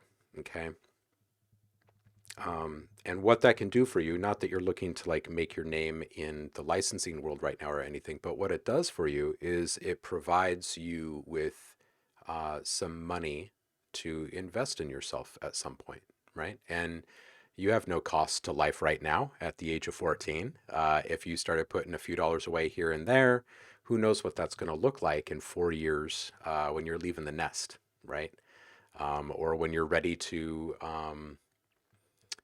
buy some more serious gear or something, right? Um, yeah, I would say um, just keep doing what you're doing and keep following inspiration and play around with different genres. You're obviously talented musically and you've got a good ear. And it seems like you have probably a natural intuition that helps you know when to stop. And that's one of the hardest things. That's one of the hardest things to learn. So, do I have any sites that I would suggest? Um, yeah, some of them can be kind of hard to get into nowadays, and some of them are easier. If you're looking for one that can be easy to get into initially, maybe a Pond 5 might be one of the easier ones to get into. Um, you wouldn't find quite as much flexibility um, in things like pricing and earning potential and that type of thing in a marketplace like that, but it really doesn't matter. You're just getting started. And you have no experience or perspective on any of this at your age. So I think that it's good to walk into a situation like that because it's going to bring up some feelings, after seeing how your things perform in comparison to others. You may see some of your stuff outperform some other people, and that will naturally lead to you feeling like you should be treated better as a producer, or that perhaps there's something bigger waiting for you, and that is exactly what helps you get to the next spot, right? Um,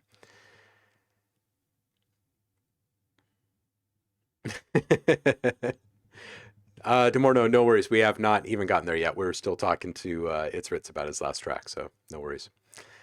Um, yeah, I would take a look at something like that. I would say that within a year or so, you could probably start getting tracks into a higher standard marketplace. You know, uh, like an Audio Jungle or an Airbits or what's uh, what's the not the iStock one, but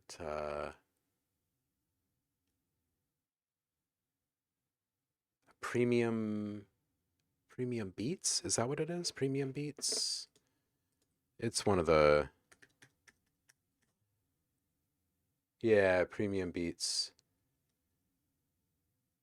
Shutterstock, that's what it is, not iStock. Um, so you'll find different opportunities with different types of marketplaces. I would say if I were you, I would probably start by making a run at a marketplace like a Pond 5. So load here in just a second. This is the type of creative licensing marketplace where people can go and get audio and video and graphics and that kind of thing um, in one place, right? So they can manage one account and download creative assets as need be. You could work yourself up to something like this, which is more of a library approach where they will actually purchase music from you outright to include in their library. There are some places that will even license your music into their library annually, which I love. I love getting those emails where they're like, hey, can we bring these 12 tracks back this year or whatever? And we'll give you an additional, on top of what we've already provided you, we'll give you an extra, $500 a piece or $1,200 a piece or whatever your arrangement is with them. And those moments are nice because you can get a quick influx of several $1,000s from work that you did years ago, right? And you can feel good about the fact that those places continue to reach out to you specifically to license those things back into their library because enough users are creating that demand for you. And then what that does is it provides an entry point for you to keep that dialogue going and continue to increase your volume of output for that library, right? And that's when things start to become stable. When you're first starting out, you start low level like this, and you don't worry about any of the mistakes that you're making um, because you have a license to learn at your age, right? Um, Audio Jungle is another one of those part of a larger ecosystem type marketplaces where people can purchase videos and images and bits of code, website templates, all that, all the creative assets you can imagine, basically. And you would have your own little profile page within the niche of music. And then you just kind of grow out of these entry level sites, and you move up to these uh, marketplaces with better traffic and better communities and probably better payouts. And then you'll eventually get an invite to one of their subscription marketplaces, which will get you really consistent passive income. And then you can start selling tracks outright to get larger influxes of cash. Um, and then once you get to that point, you've got links all over the place that you can put into emails, and you can reach out to licensing boutiques or record labels and say, look at what I'm doing. I'd love to work with you. And they can say, yeah, this is all really great stuff. Um, yeah. So it's a process to grow, but you can absolutely get into it even when you're young.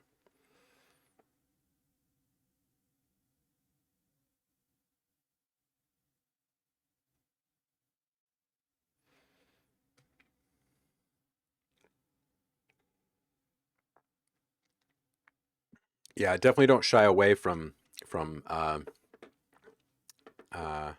music production. It's flowing through you.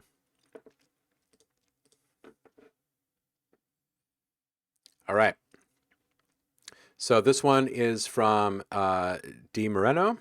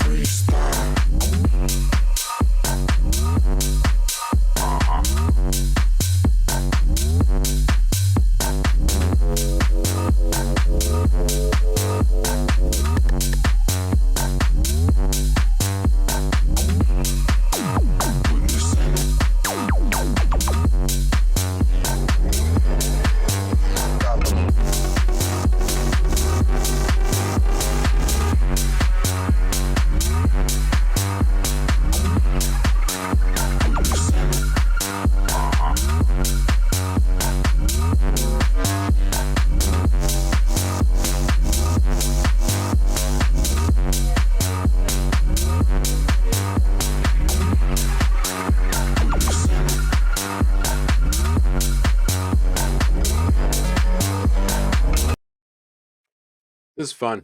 This is great. This is good. Is this all your sound design? And what are you working at? Is this Ableton? That shaker feels just a touch hot in the intro. It doesn't really feel that hot in the overall mix. It's one of those things where you might want to bring down just a couple of dB at the very beginning and do a slow increase over time, even if it's just like a difference of like 4-5 dB over that 16 bars or whatever.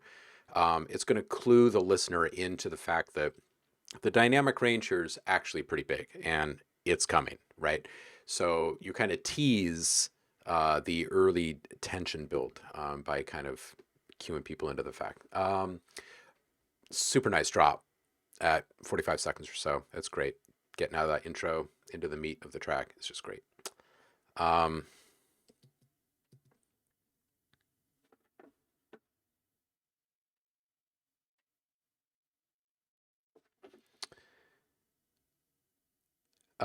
So I love the kick in this, and there are points at which I want it to hit just a little bit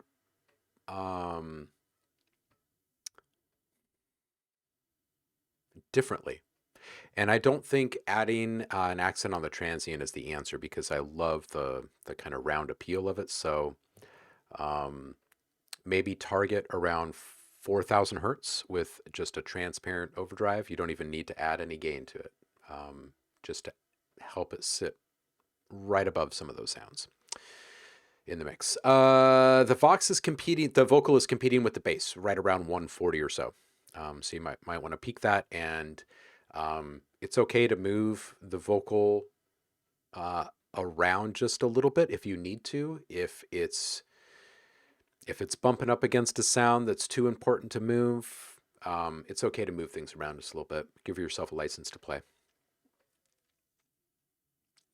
Around 2 minutes or so before the drop, right around here.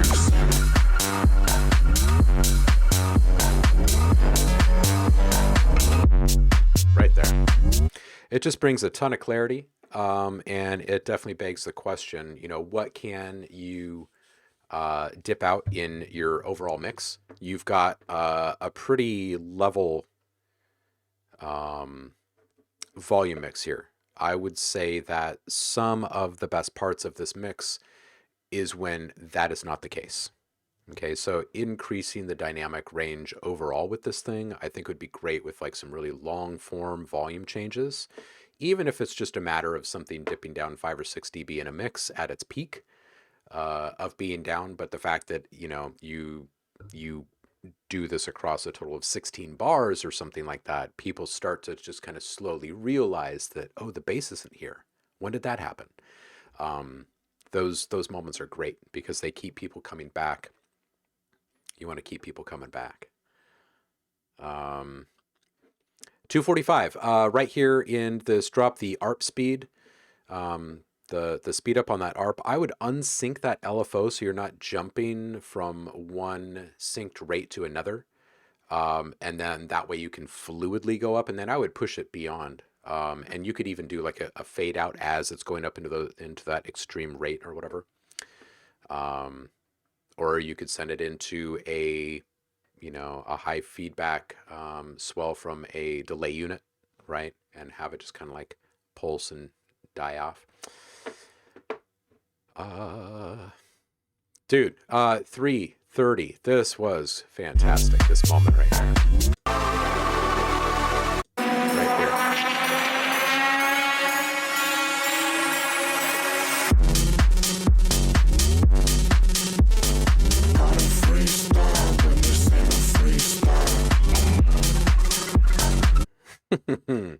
There's just so many good things happening in that little window of time. It's just so good. Feeling it.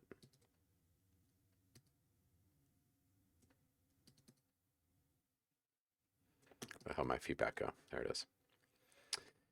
Around 340 or so, you got those lasery bits. I would actually push those out just a little bit further because right now they're close to congestion and they're popping off and they sound great, but they don't really have their own space. I'd move them a little bit further out. Let people enjoy the ear candy for what it is. And then again, kind of the same feedback around 420 or so. There's some randomized digital noise in there in the ambience, and you could bring that up, even if it's just like a little whoosh, a little peekaboo or flyby of clarity on that. I think that would be pretty cool. Good sounds. Very, very nice work on the sound design.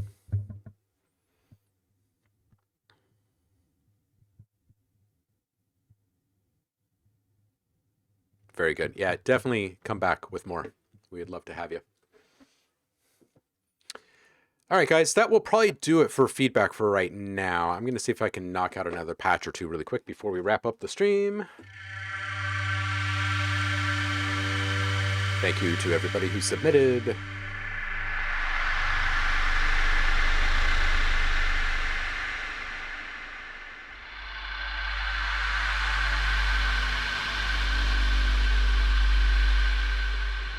right, this one's fairly okay.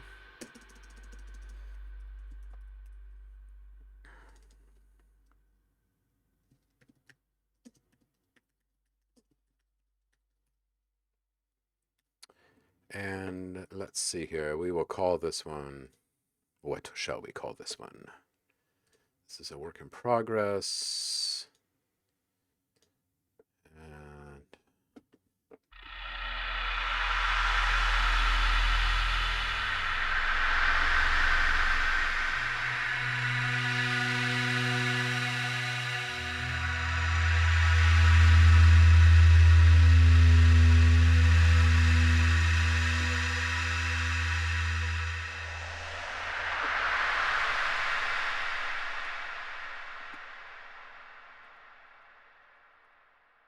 texture specter.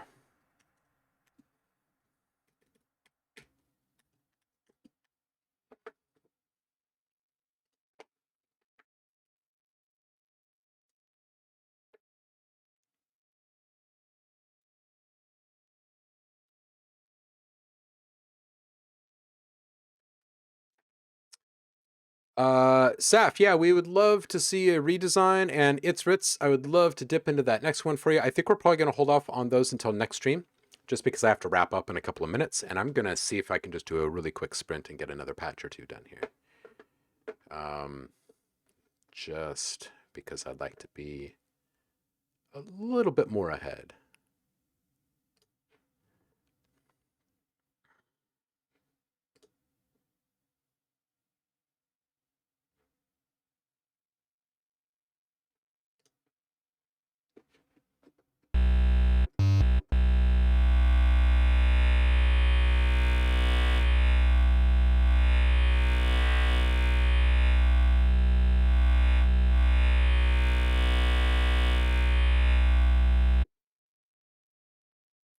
All right, let's see about doing like a little plucky kind of thing here.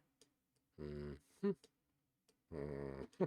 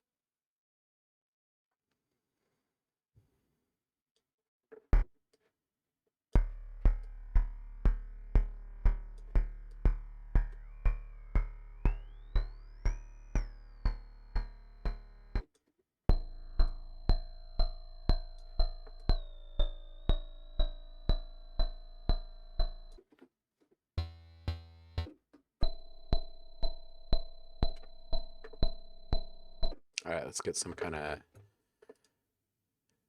bed in the background of this one.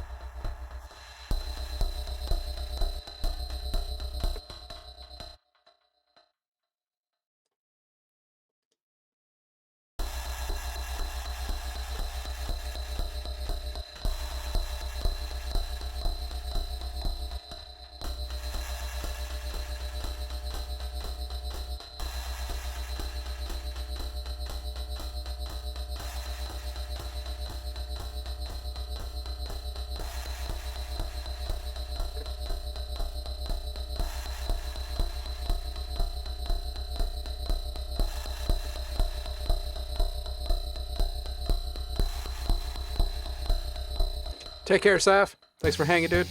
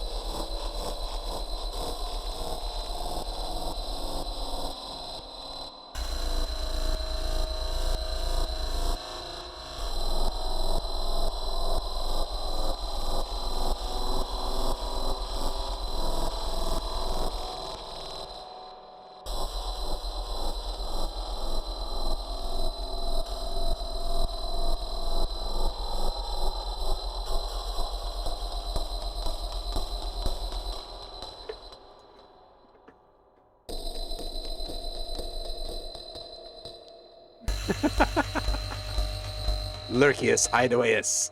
How you doing, Heidi?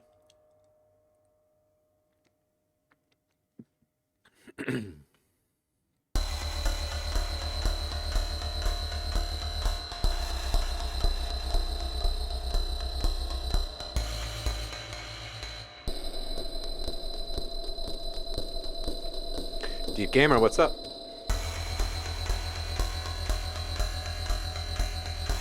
You know I am, but we're just shutting down here. So if you want to stick your name in the queue, we will be back again on Monday, and you are more than welcome to get your stuff in. We do review each day.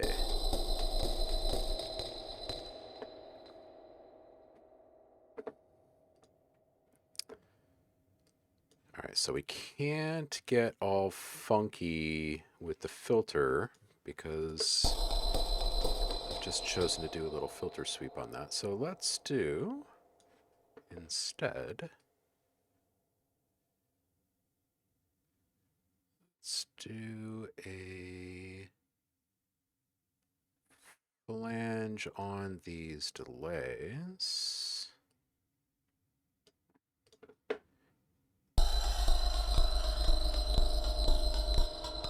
Maybe before it.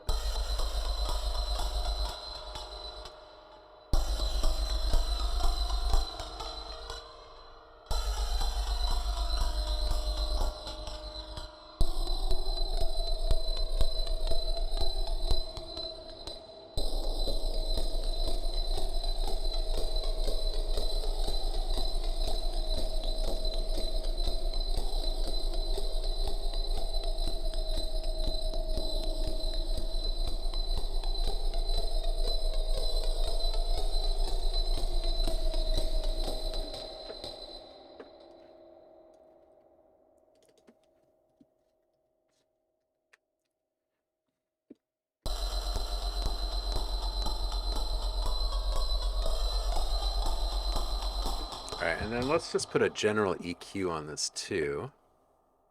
And we'll do that before distortion. And this will just be a basic bump down low.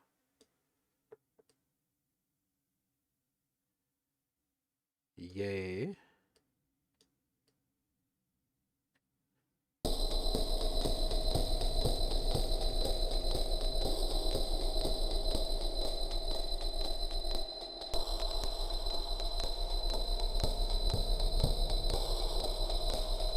Just gonna make it skinny.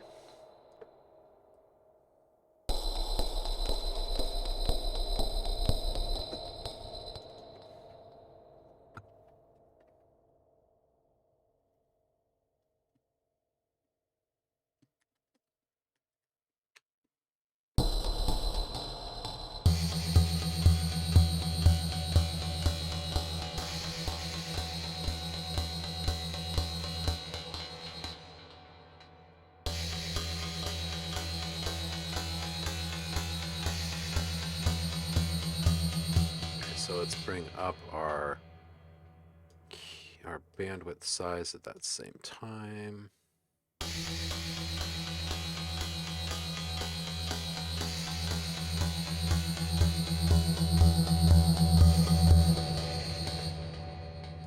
Cool.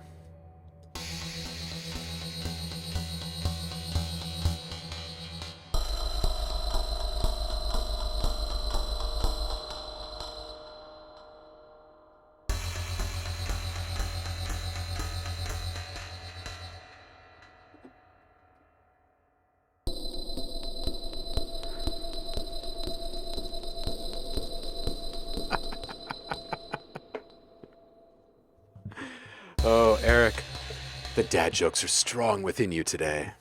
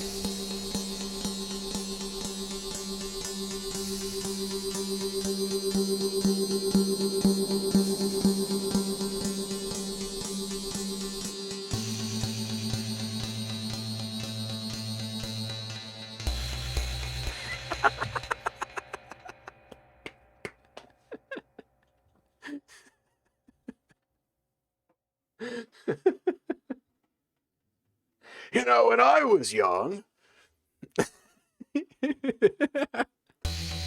Cracking dad jokes without even realizing. Or maybe you're just a mad genius with dad jokes.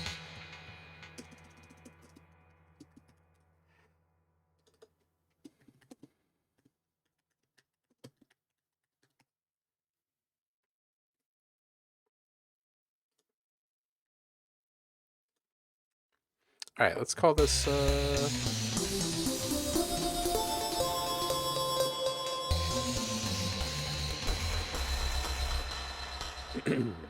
Mm-hmm.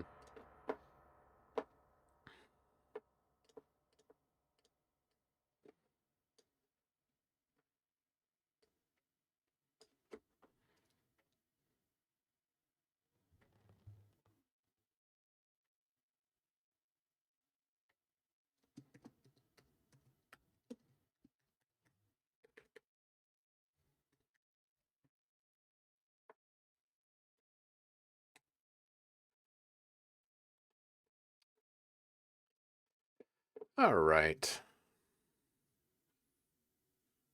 Well, we will continue our journey next week. I got to boogie into sessions today, otherwise I would stay with you guys a bit longer. And I bet next week is the week we hit the 3 gig mark on this thing and probably start to wrap the whole thing up. I'm going to start building actual little sequences next week. So guys, come ready to give me some hardcore feedback as I work on these things. I hope you all have a great weekend. Find some inspiration and crank out something good.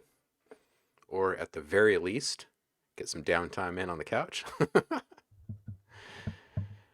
And I'll see you all on the flip. I'll leave you with a little something, a little music.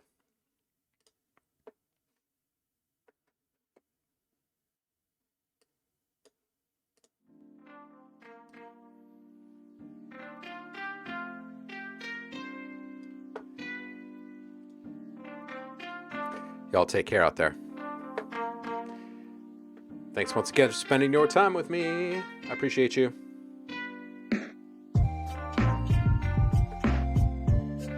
I'll see you on the flip. Peace out, y'all.